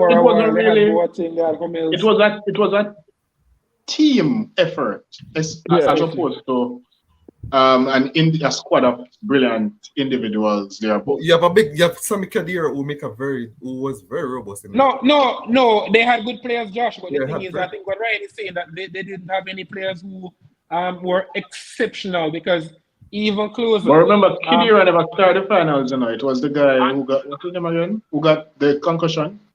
Christopher Kramer. Yeah. All right. And after that, we don't hear about him since. So he wasn't really a great player, a big name player. It was just a good. That 2014 team, you couldn't know that they probably would have achieved that because they were doing well from under 21 level. Yeah, exactly. I had that 2014 team. I had a 2014 team to win the World Cup before the World Cup. Because I'm just saying, in hindsight, looking back right now, when you're looking back at the names, you were like, these never turned out to be all great players, or half of them are not all. I remember when they beat up England in under 20. As Josh had mentioned, 2009 when they smashed you guys. The core of this team, and it was a highly touted English team, and then we saw them in 2010 doing well. They lost to Spain in 2006. Some of the players who actually featured in 2014. Yes, they were at the end of the row, people like Schweinsteiger and obviously Podolski, but they had been around and closer from 2006. So they had players, but they added new pieces because people like Cruz came in and they were very important. Obviously, Mario Götze was there as well. So as Ryan said, it wasn't necessarily playing expansive football or filled with names that jumped off the paper, but it was more of a team effort, which is in keeping with Germany. Obviously, they had talented players, mind you, but I dare say they were missing arguably their most potent attacker, Marco Reus. I remember that Reus got injured before the tournament, and that was probably prime. Yeah, Reus was the best German player at the time, and I was saying it to somebody yesterday that Germany won the World Cup without their best player. Yeah, it was precisely, and Gundogan was in serious form, and he missed the tournament as well. Gundogan. So they were still able to put through a very, very good started. And then Schürrle was supposed to. Schürrle never last either. Yeah. No, yeah, and in the that regular starter. And as I mentioned, to 1970, the last team that probably played expansive football, probably because teams realized that the Germans, right, in the 70s, could have used a pragmatic approach to football and still win World Cup. They think that's one of the reasons why a lot of teams decided not to go the expansive, because they said, I can be pragmatic and still win the World Cup, right? So why go expansive? It can be, but you see, the thing is, in 1974, it was quite unique because you had the core of the German team made up of Bayern Munich players. If you look, Bayern Munich won the European Cup that year, right? The 3 years preceding, Ajax dominated. The year before Ajax won, Feyenoord won. So they were the players who made up the Dutch team. And I think if the Dutch had won on that day, it probably, as you rightfully said, could have been almost like the match that lit the flame, and in terms of how teams decided to play. And then with Brazil failing in '82 as well, I think teams decided, you know what, let's have one or two match winners, but have a solid base. We saw Argentina in '86. We saw Germany. But somehow that don't work for England though. Yeah, but just goes to show you, it did work for England once. The core but in '86, the core of English team that won '96 World Cup also was the core of English players that won the Champions League. What? Which one? Won Champions League for Manchester United. 1966 World Cup. It's the same core that won the Champions League for Manchester United. I wouldn't necessarily say the core, Josh. That's your Man U bias. Bobby Charlton was there. Wasn't it West Ham? Weren't they most West Ham players?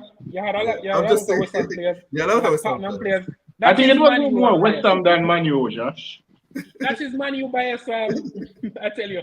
Because Ryan, remember, Dennis Law is Scottish. George Best is Northern Ireland, right? So Josh knows that because arguably their best player who would have been there, he died in the Munich air disaster. Yeah, he died in the Munich air disaster. Brendan Edwards. You guys use Google enough though. Cause none of we never banned at the time then.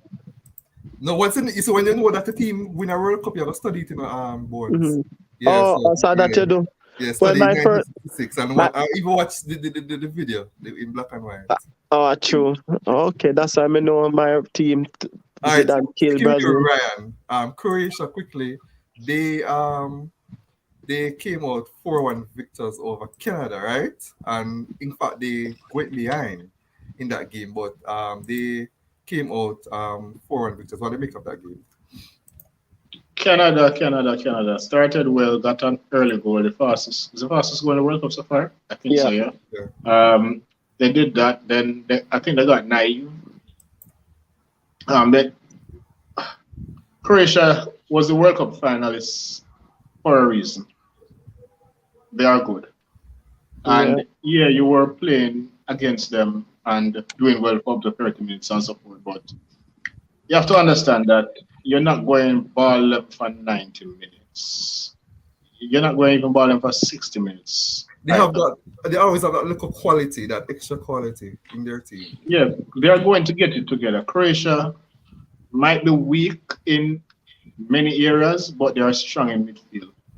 And they are going to, once they get on the ball in the midfield, they are going to find a little 1-2 pass and break lines and all of that. And if you're naive against them, you're going to be found wanting. And that is exactly what happened. I think Canada got too gung-ho and they made some defensive mistakes. At least 2 or 3 of the goals were blatant defensive mistakes that they should have cleared or marked, do better marking and so forth, and they did not do it, and they got caught and they got burned. So I think, and the other thing is, yes, they're a young team.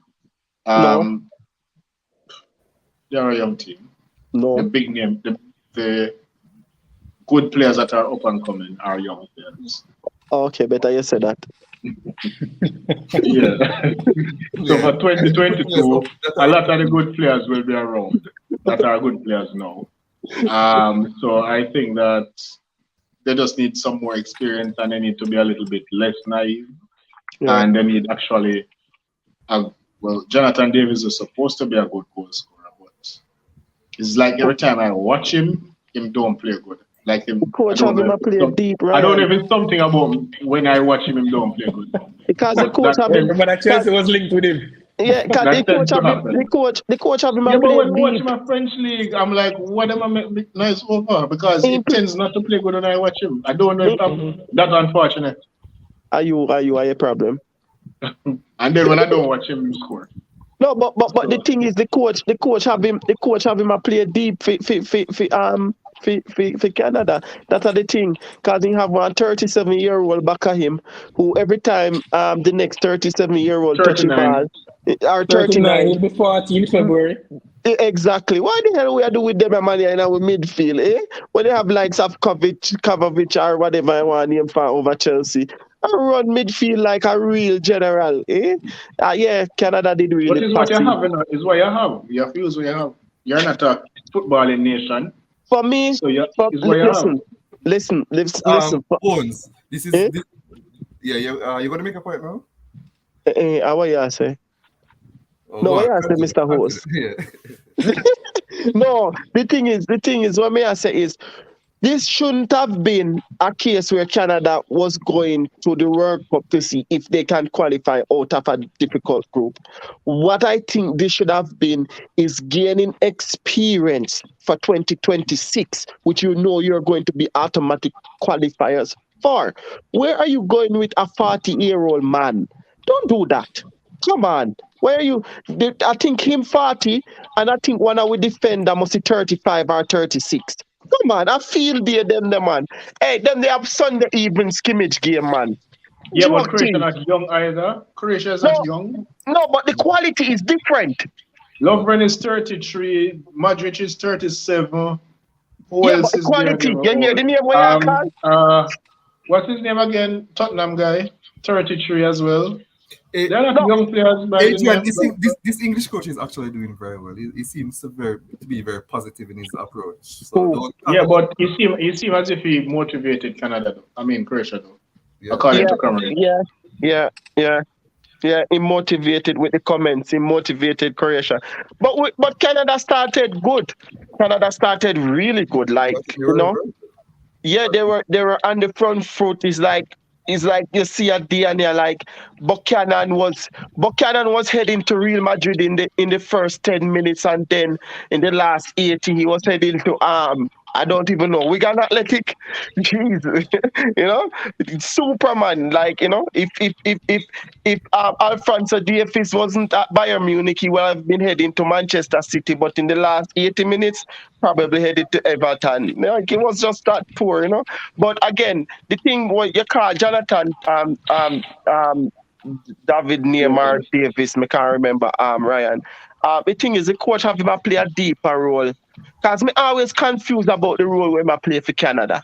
And it always seemed that him a play a little bit deeper than he does for his club team. And me think that take away from him game because he can score goals. He can score goals. I think when we went 3-1 down, he paired up Alfonso Davis and Jonathan David up front. I think that's what he did. I'm not remembering clearly. But yeah, yeah, thank God for the goalkeepers. The Maple Leaf would have been coming back with just a little string, a little string will go through the leaf. Yeah, I just that would have every strip of the leaf would have stripped off one by one, one by one. Thank God for the goalkeeper, who I think was absolutely superb. But yeah, deserving losers. And this is the thing when you go into a World Cup and you have a big name team and the ropes kill them. Yeah, man. Take care of business. Like what they did they had Belgium on the ropes. They didn't take care of business. If they had taken care of business versus Belgium, then they would be also licking their fingers to say, hey, let me get a bite, see if I can get a bite off Morocco. But I'm not worried about it. It's a learning process. They have to regroup, get rid of the old players, integrate new, young, exciting players into that midfield. And remember, this is the first World Cup they're going since the late 80s, right? Or Since 86. The 86, second right? one. Mhm. Second one. So yeah, we have to give them credit. No, they'll be at back-to-back World Cups. So give them a little bit of credit. Hopefully this coach will continue on. And he's a matter of fact, the coach is very popular over here in Canada because he was the one who got major success with the The women's team. women. Right, so he is very popular here in Canada, and a lot of persons are actually rooting for him to continue and as coach for 2026. So let us see how it goes. But it should be interesting with the talents coming through and the talents that we have now in the team. has to be popular. Of course, he's English. Mr. Ham, what do you make of that game? As Ryan said, when you play against Croatia, you know where Croatia's strength lies, and that's in midfield.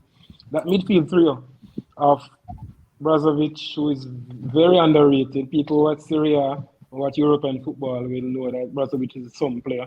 Modric, everybody knows him and knows of his quality and his enduring quality at 37. He's still a class apart. And Kovacic, once he is fit, then he has the energy and the technical ability to run the midfield. So I think the first issue that I had, Josh, was the selection. And I'm not necessarily a big stickler to formation because formation is just on paper. But in terms of being outnumbered in midfield, they were being outnumbered in midfield because they had a two, and that two, as Bones alluded to, comprised of the 39-year-old Atiba Hutchinson, who still is as fit as he can be, but at this stage, it's quite a task. Even if he was in his prime, to be As fit as competing you can against be, burn up from first half. and then the mind-boggling thing, Ryan, as you mentioned, that Eustachio was pulled. I don't know if he was Yeah, injured, exactly. I was like, and why? Atiba Hutchinson was still on the park. I figured that if they were going to play with Hutchinson, then they should have started somebody like Kone in midfield to at least combat go 3 versus 3. That issue really Jonathan David is a long-standing one because even at Lille for long stretches he has played alongside someone like Burak Yilmaz, and he plays. And that's the thing about David is that when you look at the scouting report on him, he is versatile. Even at Genk, he has been able to play off the front man or play as the reference point up front. Through a qualifying, Larin had done the business, but Larin is woefully out of form, and I think that's why he didn't start the first match. Came on first match, he got a few chances, made himself seen leading the line. But when you go like that in terms of playing that formation, they're going to be outnumbered in midfield, and then I thought he should have changed the quality formation at the second precisely, half. I thought precisely. that was what he was gonna do. Because it was I obvious thought so that the too. I midfield, the thought so too. midfield They were was being getting run. overrun. They were getting overrun, and then when you look, you see, all right, Kone is coming in, but guess what? Kone is coming in for Eustachio, and I'm like Steven Eustachio is the metronome in midfield. Kone will give you the legs. All right, you're putting Osorio in. I think Hoylett probably could have been inserted earlier. But as Bones said, they have good pieces, but the challenge now is to build on it for 2026 because, as Elton rightfully alluded to in the comments, there's no guarantee that these young players will be much better 2026. So I think the challenge is to get them to improve and to also find pieces that will complement them, because I think in Buchanan, in Jonathan David, obviously Alphonso Davis, who's the face of the program, I think they have 3 very, very good pieces who crucially are very, very young and still in the embryonic stage of their international careers, despite the fact that in the case of Davies, he has played 33, 34 internationals now for the Maple Leafs. So I think they will feel hard done, but I think they were just beaten by a better team, and because some of the goals, they were very, very naive, and I think because they were now chasing the game, which isn't their MO, they were exposed on the counter attack. Special mention to Kramaric because this is a player, guys, who, if you remember, came to Leicester, didn't cut it, and was quickly sent on loan to Hoffenheim. Yes, he has been off color this season and even last, but for 5 years he was basically averaging a goal per 2 appearances, so 1 in every 2 for Hoffenheim in the Bundesliga. So he knows his way to goal. We spoke on the program as to where to get the goals with no Mandzukic, people like that ilk. But in Kramaric, they have a goal scorer. I thought they should have brought Rebic, but that's an argument for another day. Perisic. So this is a Croatian team that will take some beating. They're aging, but I think they have aged more gracefully than the Belgians. Even though you mentioned the age that they're aging, right? I was doing some study on the Croatian team, and do you realize that they're slowly they're actually bringing in a lot of youngsters into the team? No. That's the thing. We spoke about this. Yes. Ryan mentioned it, and I said Ryan to you mentioned it, right. that Belgium has young players in the squad, but there is this reticence on the part of Martinez to insert them into the starting 11 and to do away with some of these relics. So the thing is, while Martinez has been reluctant, you find that in the case of Dalic hasn't been afraid. Some of these players who were 3 youngsters basically at the back. Precisely, and the thing about it, well, I wouldn't necessarily say youngsters in terms of international, but Sosa, 22, and 120. but Juranovic is 27, I think. The one who plays for Celtic, Ian right? Lovren is probably the oldest at the back, but then you have a 20-year-old. but there's a blend, and And a I'm 22. saying that the same thing should be done with Belgium because Belgium has Exactly. good enough You young realize players. that Vida not playing. Precisely, Kalitakar wasn't taken. He didn't make the squad. You understand? So and these are players who, in the case of Doju, Kalitakar, he is still 26 now. Just joined Southampton for the viewers. All right. Bones, you here? Because it seems like you freeze out. But Jack, one more point. No, me just did that Google something. What? One more point about Canada, if you may allow me, please. yeah, All right. One of the most important things, and why I say this is something that Canada should be developing on, will develop on, is that this is the first World Cup since Canada actually started the Canadian Premier League. And right after starting the Canadian Premier League, they qualified for a World Cup. Right after. Anyway, So, boys, I watched that. Sorry, may I cut you? no man, talk. Oh, I was watching something on I don't remember which one of channels I was watching it on YouTube, and they basically mentioned how Canada basically drip feed everything into a system, Right. and even with the coach, he brought over his philosophy and everything drip feeded Right. into a broad system. I know Canada moved from a couple hundred footballers within a short few years to over 1 million registered footballers, Right. women and men. So Yeah. Canada right now has over 1 million registered footballers, and I think they're one of the, in terms of sports, Yeah. football has skyrocketed as to one of the major sports in Canada. Yeah. Guys, No, go ahead. John. In terms of Canada, because I'm not sure if everyone, in terms of the viewers, are aware of this. There was some controversy with Canada's participation in the final round because, as you know, because of the whole COVID, it is normally 6 teams in the final grouping. It was expanded to 8, and then at the point where it was supposed to be the cutoff point, and yes, we know we made allowances for COVID and aftermath, but the facts are that the 5 teams that were there, and then the 6th team would have been El Salvador based on the FIFA rankings.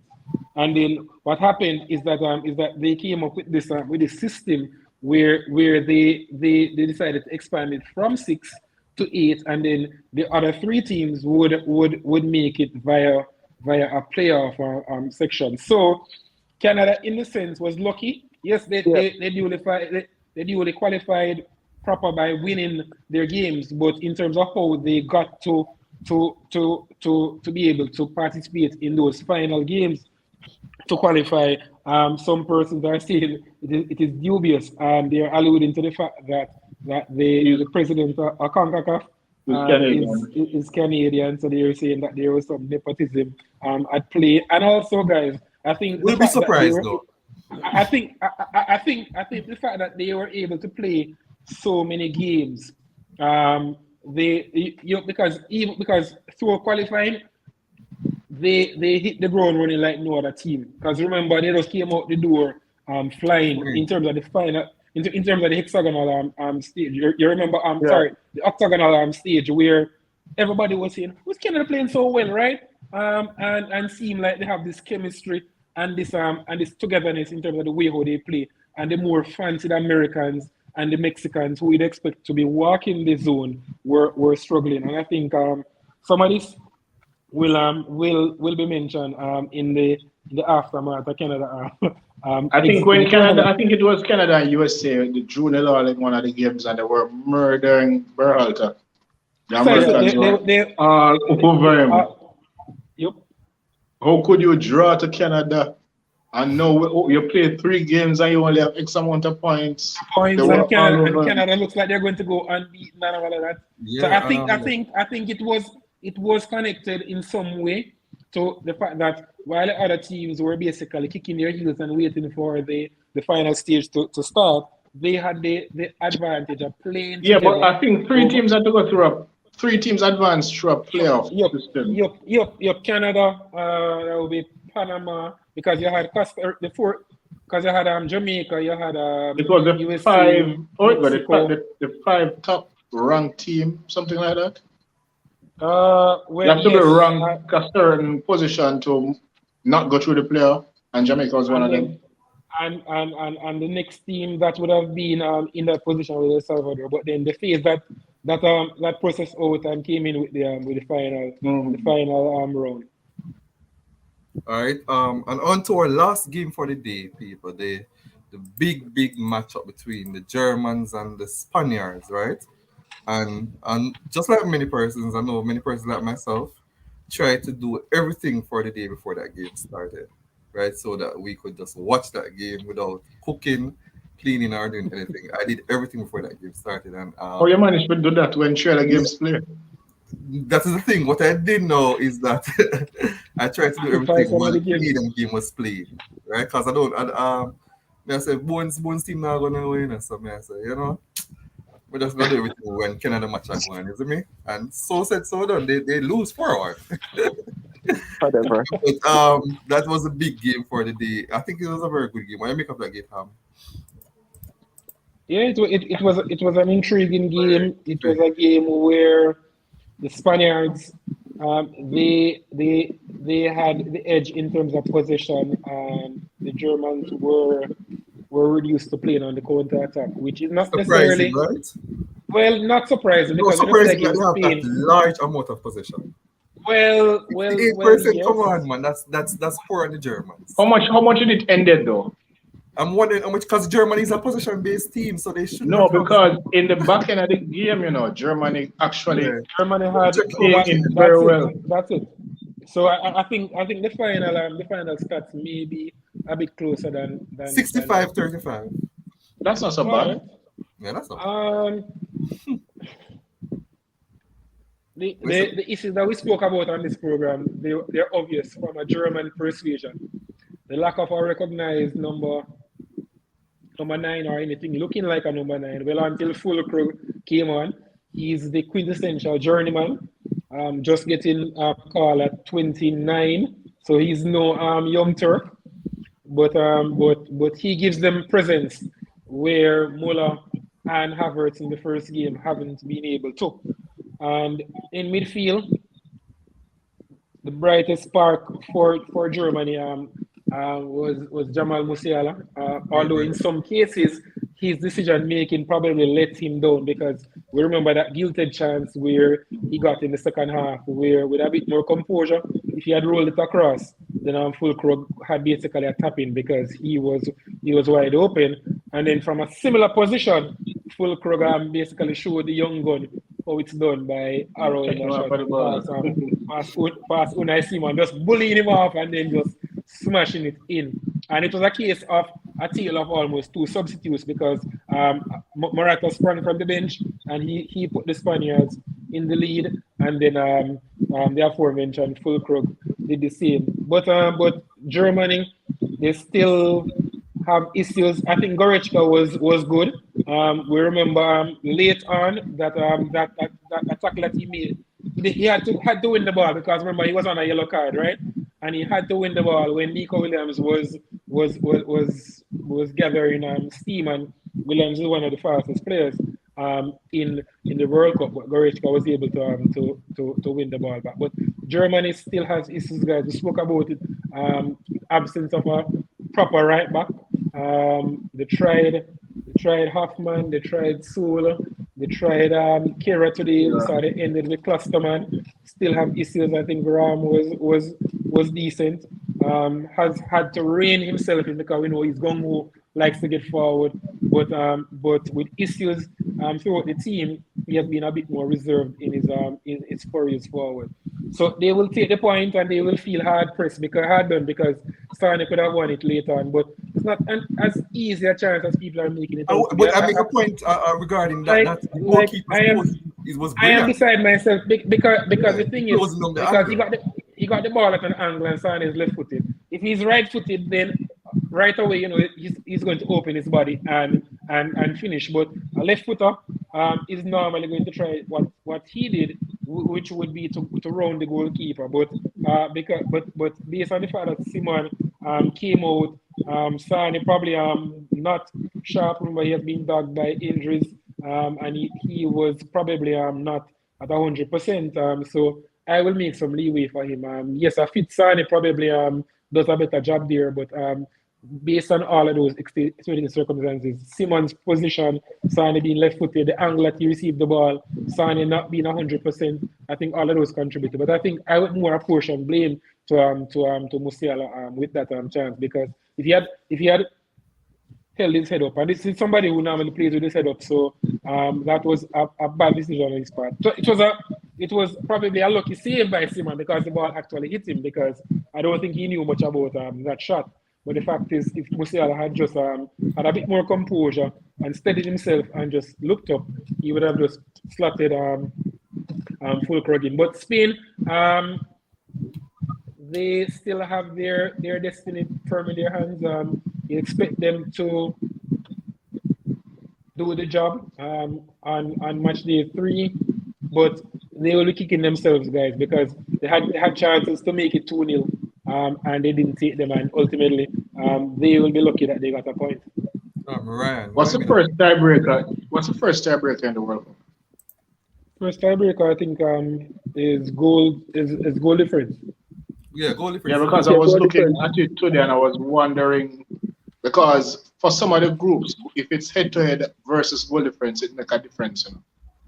Goal in difference. terms of And what I think he Ryan, needs to do on the last. Ryan, I know you're going I think last World Cup was head-to-head. I think last World Cup was head-to-head, which is why the Switzerland, if I'm not mistaken, I think it's the Switzerland group with Brazil. The same. That's what we have now.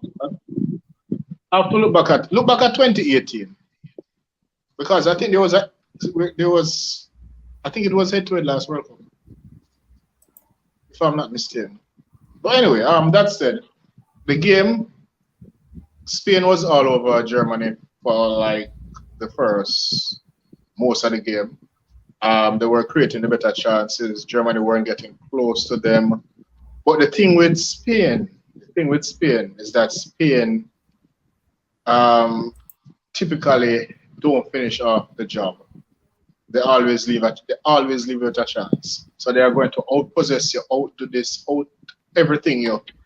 And then you look at the score line and you see 1-0 Spain. And you're like, okay, I still have a chance. That's 5 points, Ryan. In that group, Brazil with 7, Switzerland with 5, Serbia with 3, and Costa Rica with 1. Oh, I think I'm mixing up with something, but I don't remember what it was. Though. No, man, anyway, you're right, Ryan. At the Japan group, Senegal and Japan finished by 4 points. Japan qualified. Same goals scored against, same goals for. Oh no, that was what they used the yellow card tiebreaker for. The yellow card they used that for? Yeah, so it was a head-to-head for that one. Yeah. Fair play tiebreaker they used for that one. They had the same thing for it. Yeah, they used a fair play tiebreaker for that one. Oh, okay. Which I think was nonsense. Exactly. It was nonsense. So this is what they use, Ryan. Right? So this is what they use, Ryan. You're listening? For the last 3 World Cups. So the first thing that they use first is the points, as the guys know. And the step 2 is goal difference. Step 3, goal difference. Goal difference. Step 3 is goals scored. So that's what I want to know, if it was goal difference before head-to-head. So because I was looking at the groups. Yeah, I was looking at the groups and I was wondering if it was goal difference or head-to-head. Because I know in some European countries, I mean, I mixed it up with Euros. I don't remember enough. But anyway, goal difference coming for head-to-head in this case. Okay, cool. So I'll know what to do when I'm looking at the table again tomorrow. In the game itself, Germany came back in the second half. They made some good changes. Well, you see, the thing with football, a lot of things might change, but certain things remain the same. You're going to always need a finisher. So I realize a lot of teams and a lot of players, they don't want to play centre forwards. Mbappe crying, them don't want to play centre forward there. A lot of teams don't have. Why bones look so? No, me there, man. Me there. Okay. A lot of teams don't really have a out and out number 9. Both teams did not start with 1, and then when both of them put on 1, we got goals. So a centre forward might not be in vogue right now, but they are still necessary in modern football. Yeah, very necessary. And you because realize, Musiala got that chance and he missed it, and then he created another chance, and you see Fulcrum just pushed him out of the way and took it upon himself to finish it off. I think Sane though, I think he should have finished that chance. I think he should have took that chance. Go far post, if you miss, you miss, brother. If the goal is save it, him save it. But to try go around the goalkeeper, running so fast, I don't think that was the right idea. And I think Fulcrum was there as well for the cutback, for the not cutback to when if he went across with the ball anyway. So I think he made the worst of three decisions. No, not. he could have gone for it, but I think the goalkeeper would have saved it though. Yeah, but No, don't do Ryan, that. Do that. But Ryan, in relation to Fulcrum, Fulcrum was behind the play. It's when he went, he rounded the goalkeeper and he was trying to cut it back. He was trying to cut it back to Fulcrum, who had no made up the ground. But remember that Sane had sprung the offside trap, so he didn't necessarily have Fulcrum in his crosshairs where he could play it across at that time. That said, though, I think taking the shot with the left foot far post would have been a better option. Give the goalkeeper something to do. Let the goalkeeper work. If it don't save, you might get a corner. Your Fulcrum was running now. You might get a tap in. You don't know what could have happened.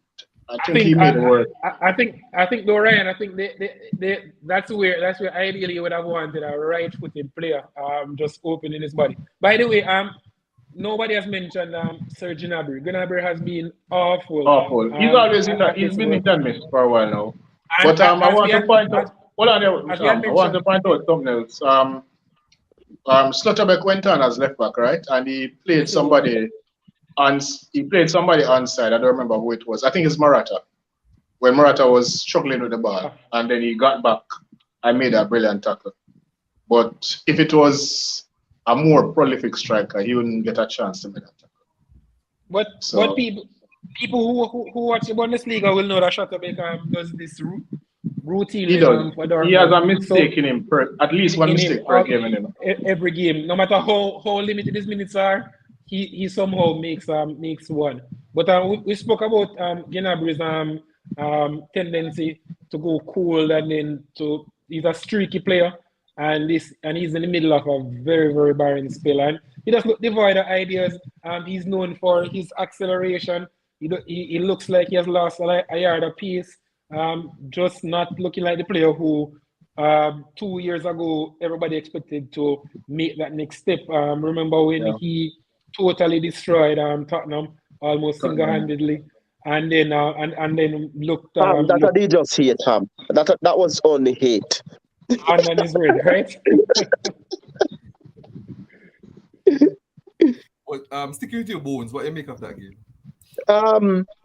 Was a battle of the teenagers, but one guy, Musiala, came out on top.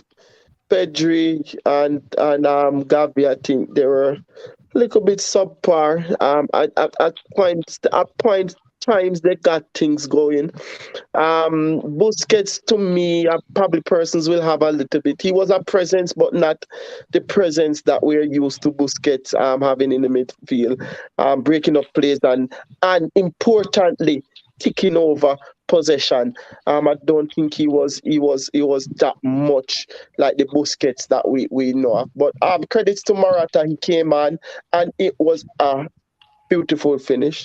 Beautiful finish, top class, and we have to give that to him against one of the best goalkeepers in the world. Yeah, so for me, I think possibly looking at the game, I said it, and I said it in another group that I think this was one of the best games so far after the World Cup, and that's based on the quality that was on the pitch, right? I think possibly, I think the Germans will get over what they're going through, and I think they'll make the semi. I think both teams will make the semi-finals. They show enough. I think they have shown enough today.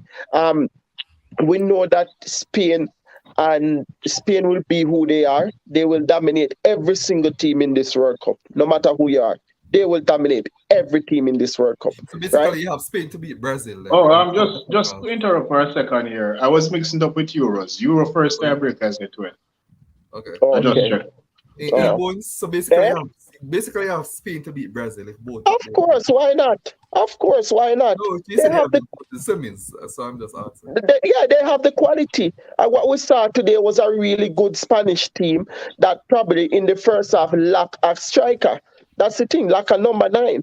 Yeah, You're because very good. I think both teams are playing with a false 9, if I'm not mistaken. Yeah, and it works, but when you get those critical moments, then a false 9 won't be able to finish off those moments, right? And we saw that today with the German goal, right? So and we actually saw it from both teams with both number 9s, natural number 9s, finishing off good moments, yeah. And it's for me. I think I've seen enough from both teams today. I think they will both qualify out of the group. It was a good game. It was an exciting game. It could have gone literally anywhere, and it ended in a draw. And both teams will qualify from the group. I think the Germans will get over what they're going through. For me, I don't see the likes of Muller and Gunnar starting in the next game. They were poor. They were absolutely poor. And And you, again, I go ahead, Josh. yeah, but you continue, finish your point. No, again, I think it might be age just catching up on Thomas Muller, in a way, right? So I think he was poor. I don't know how everybody else feel, Yeah, but I think he he needs was to be poor. benched. Yeah. And I was just going to say, ask the guys in terms of position regarding how Spain playing, right? Mm. Anybody can answer that question. What you mean of this Spanish team specifically regarding passing the ball, even though they haven't achieved anything yet, versus the 2010 team. I But think Um, this team because passes I'm with seeing a Spain little in bit 2010 more. only have 51% possession against Germany. yeah, but you had I think this Spain. Hold on. I think the Spain team passes with a little bit more purpose. I just think they don't have finishers. I think if the Spain team I, passing with purpose had finishers of 2010, they will be scoring more this. They will be goals. scoring more goals. I agree. I think this one is a bit more direct and purposeful. Yeah, because you have a man like Olmo who does something different. Olmo is a direct player yeah, by nature, so he does a little bit more than just passing. yeah, and if you watch Luis Enrique teams, they play at a more higher pace, right? So they will try, yeah, they will build up from the back, but they will try to go forward as quickly as possible, playing the same exact type of football. So this is a little bit more attractive than the Spain of 2010, even though the Spain of 2010 had way more quality than the Spain team now. So, but yeah,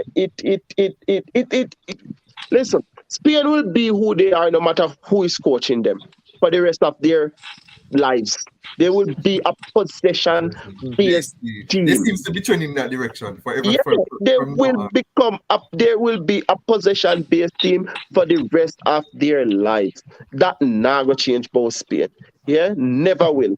Right? And things like that. So we expect this. We expect them to dominate, but in their domination, they can also lose because it's not like they have a world-class striker up front who they can feed that possession into a striker who will hold up the ball, a striker who will finish great moments for them. They don't have that. Yes, Morata is good, but hot and cold, hot, cold, cold, cold, cold, cold. Then he just get hot, and then he just cold for the same time again. Yeah, so No, but they we see need how Spain can be beaten. We saw how Switzerland did it. We saw how right. England did it a couple years ago in Euros. And Just France, go we direct. If saw you go, France did in France beat France did Spain it. recently. Yeah, in Euros.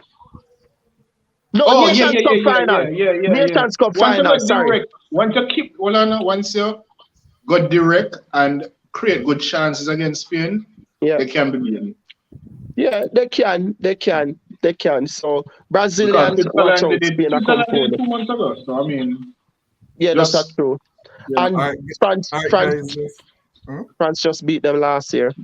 All right, guys. Tomorrow fixtures quickly. We have 4 fixtures tomorrow. Ryan, Cameroon versus Serbia. I Mm, Serbia. think I'll go with Serbia to edge it over Cameroon. Seems like goals don't score in the morning, so one love Serbia. Mr. Ham. Want to go with Cameroon, but it all depends, guys.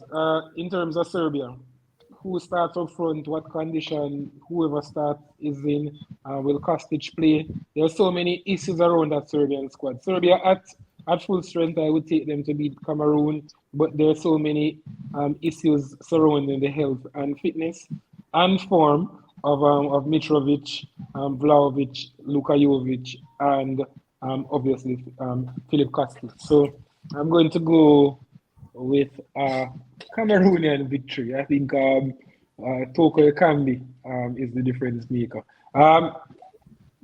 That's a big call. Yes, so I'm going to Cameroon. I think we saw against Brazil where they can be exploited, especially down the flanks. Play with that back three.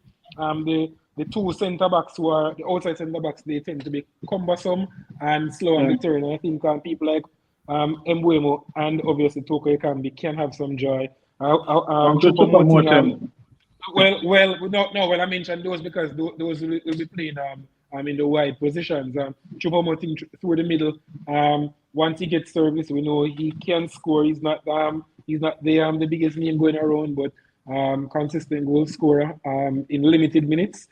Getting the call this season as the front man at Bayern Munich and doing the business. So I'm going with the Cameroonians, Josh, to edge it 1-0. Cage affair, but I just think the Cameroonians have probably a little bit too much pace for this depleted Serbian outfit. Bones. What? Nil draw. Nil draw? Yeah. All right. Bones, sticking with you. Our next game tomorrow will be seems like another cage game. South Korea versus Ghana. Ghana 3-1. Ghana 3-1. Ryan, what do you come back here? 1-1 for me. I think both teams will just about get a goal. And Mr. Ham? Every time you see Ghana, you figure that they have a goal or two in them. Yeah, they seem. And they also have a goal or two to give. You worry. But here's the thing though. When you see them in the World Cup, but whenever they play in the African combinations, they don't score a lot of goals. African teams in general don't score a lot of goals against each other. But African teams don't score a lot against each other. Yeah, they don't. They tend to cancel each other out. And then the thing about it, Josh, that's a very good point, because some advantages which they may have when they play against European countries, they don't necessarily have it when they play in the AFCON, because in terms of physicality and athleticism, the other teams match up with them. You understand? So they tend to cancel each other out. Classic case in the case of Algeria, when Algeria was seen as howling favourites in the AFCON, they struggled massively because they couldn't handle the physicality of their African counterparts when they were showing up well in fixtures when they were playing against European teams and teams from outside of Africa.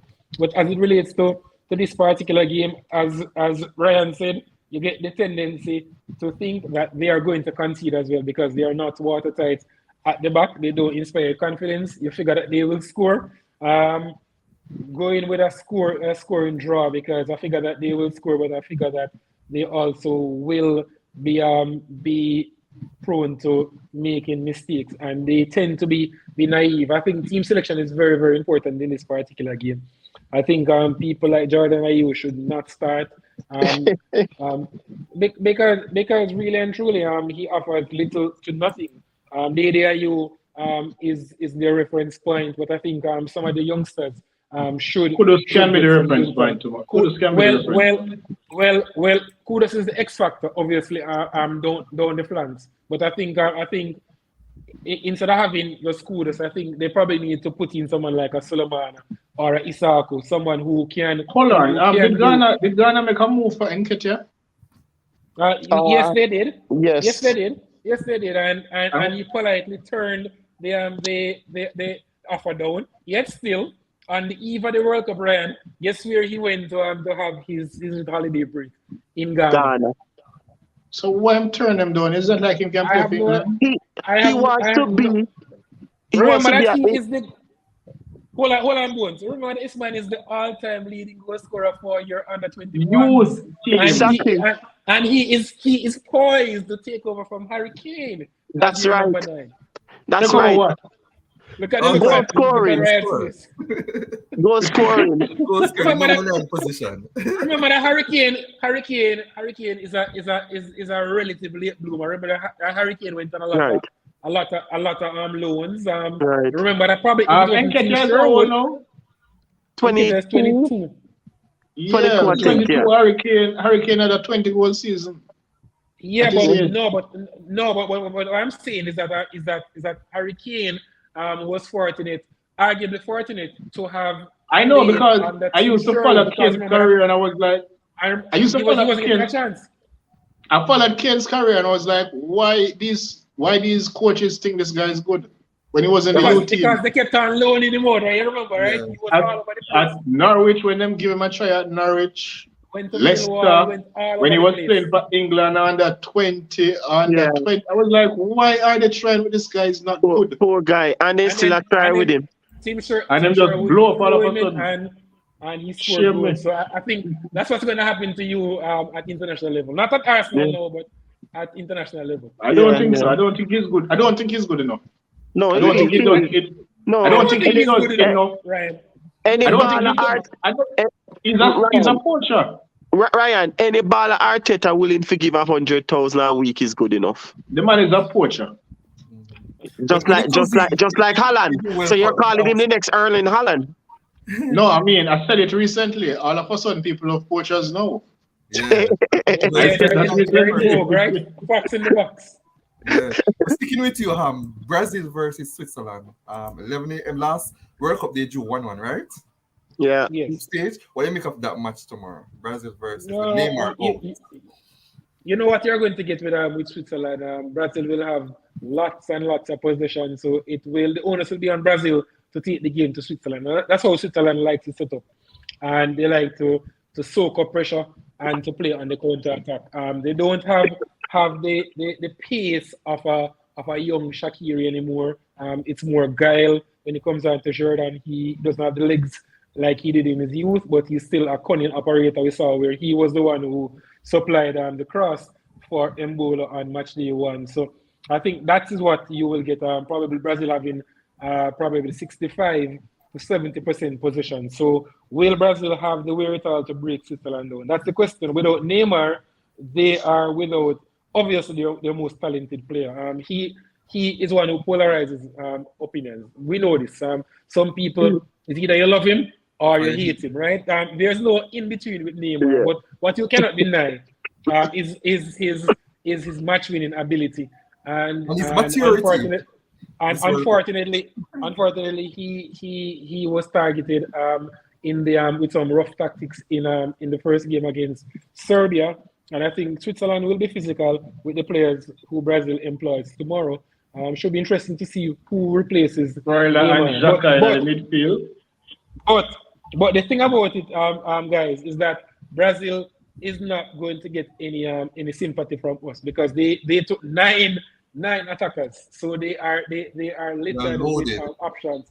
Mm-hmm. Right? Even Paqueta, we know of his versatility, so he can easily play as your number 10, and then they can probably put in a Fred or a Bruno Guimaraes. So they have so many options. So I think Brazil starts favorite deservedly. So they were efficient without being mind blowing on match day 1. In Richarlison, they have someone who's dripping with confidence after that goal. So I think Brazil wins, but I think Switzerland makes it tough. But I think the enduring quality of the Brazilian squad finds a way. But Switzerland puts up a tough challenge, probably 1-0 to Brazil. But that, I think, very, very important that Switzerland keeps them adrift for the first 20 minutes. They're going to start getting fidgety because the fans expect Brazil to score bucket loads of goals. We saw it even against Serbia, where the longer the game went on, like there was a sense of almost panic before they got that first crucial intervention by Richarlison. So I think Brazil wins, but Switzerland makes it difficult. Bones. It's not only Neymar. Oh, me here so they have a flu virus going around in the camp. So Anthony is out, and they said And they said also that Allison, Allison, I think Danilo, I think Danilo, Danilo is injured Allison as well. might be out. A couple of them have the flu virus right now, Still a so strong team. still a strong Yes, team. Yeah, Yes. very strong, Josh. Very. yes, still a strong team. I But still don't hear the team get weakened. All in all, talk about team. Yeah. right. Cause yeah, cause you say Addison, then you think, oh, Edison. Edison. Edison. Yeah. See, it's still a strong team. So still a strong team, but I think Xhaka will be too strong for them tomorrow. I've not seen the Swiss as Well, probably um it's a good thing Neymar not playing because probably Xhaka with yeah, a Xhaka will broken foot, man. yeah, Xhaka Um, would have mashed him up tomorrow. More further than Xhaka these days. and Yes. anyways, I think got it correct with his assessment of how the game will go. I think it will be a difficult game. I think it's going to be hard. It's going to be cagey. It's going to be tougher than the Serbia game for Brazil. Um, as was alluded to, France and Brazil and Switzerland drew 1-1 last World Cup. But I think there's something the Swiss will come up with tomorrow, and I think they will pinch this game tomorrow 2-1. I actually think that the Swiss will win 2-1 tomorrow. Ryan, what you made of this match? We all know Switzerland is the giant killer. France and Spain, in recent memory, can attest to that. But as it stands, though, I don't think Switzerland will win tomorrow. I think it will be the 2018 scoreline of 1-1. I think Brazil will score first and Switzerland will equalize, just like in 2018. Oh yeah. So I am going 1-1, but it will be more fun if Brazil loses. Yeah, we should.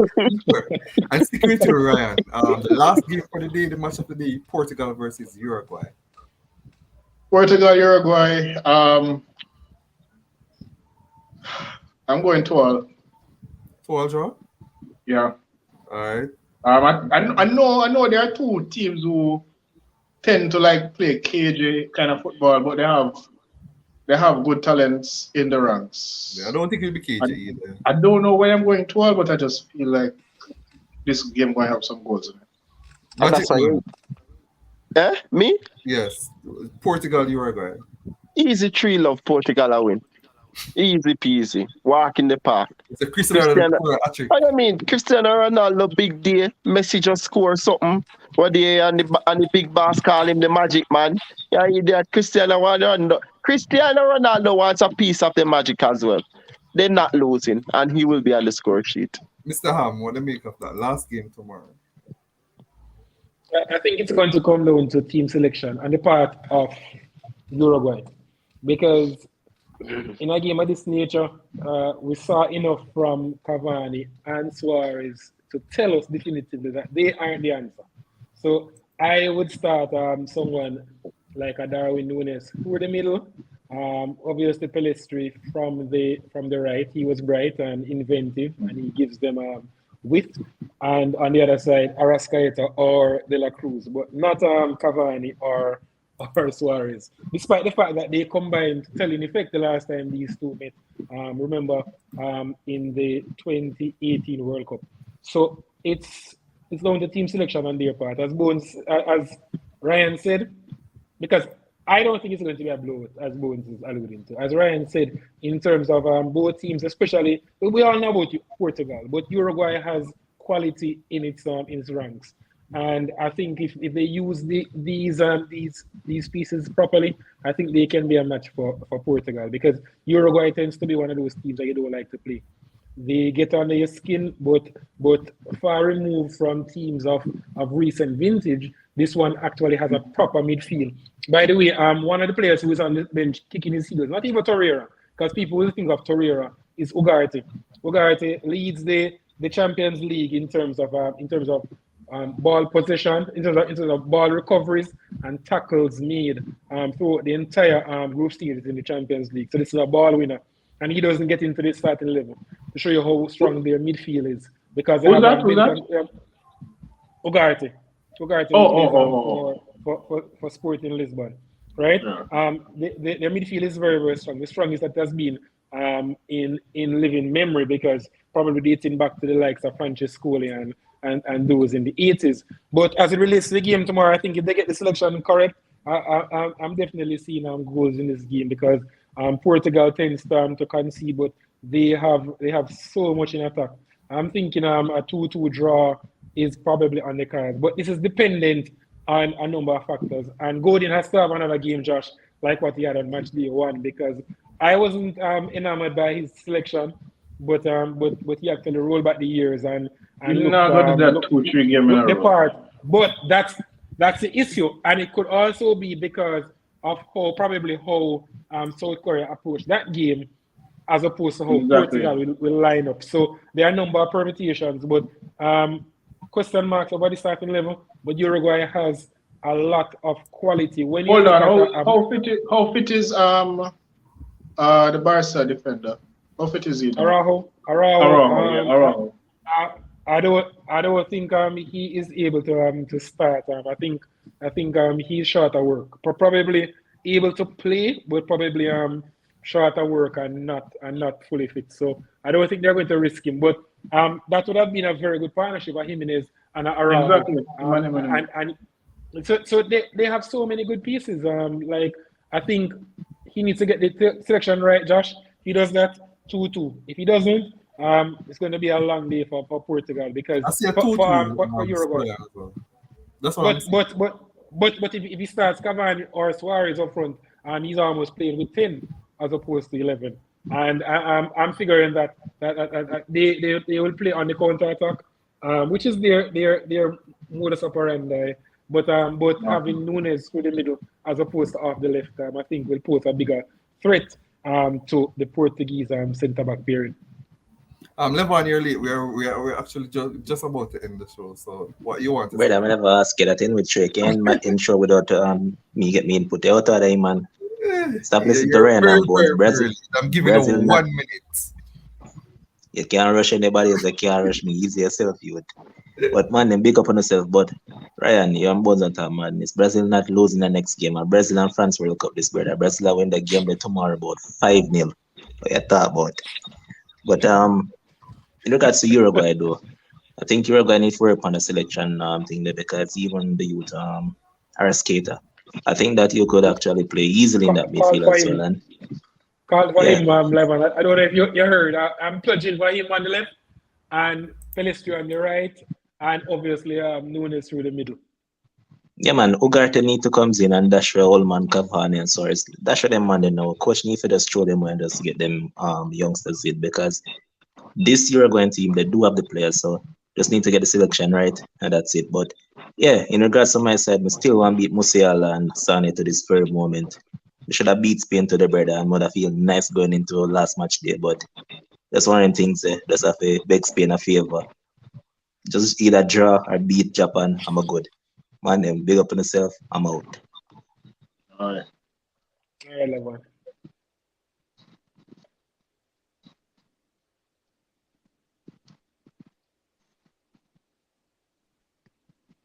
I hit that.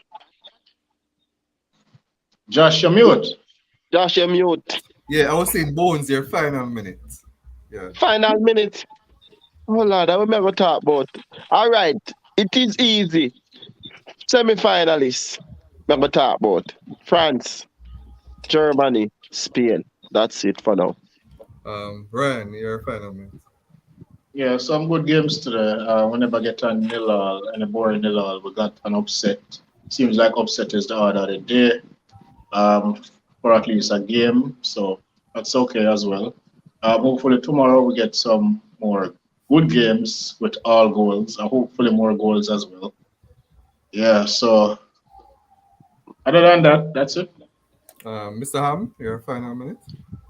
The guy spoke about Spain's position. I think what is even more impressive for me is their work off the ball and how quickly they win the ball back. But it is fraught with danger, because any team that's going to beat them, apart from set pieces, you have to be brave in possession, be able to play either through the press or play over the press, because the press they press you high up the pitch and they try to win the ball back as soon as they lose it. So that has been the hallmark of their two performances so far. Not only their ball retention, but the ability to win the ball back quickly and to basically snuff out danger. And when you look at that midfield, they aren't necessarily filled with what you consider to be tough tacklers, but what they do, they press you so relentlessly, so they win the ball back without Tackling. having to make last ditch tackles. So it's basically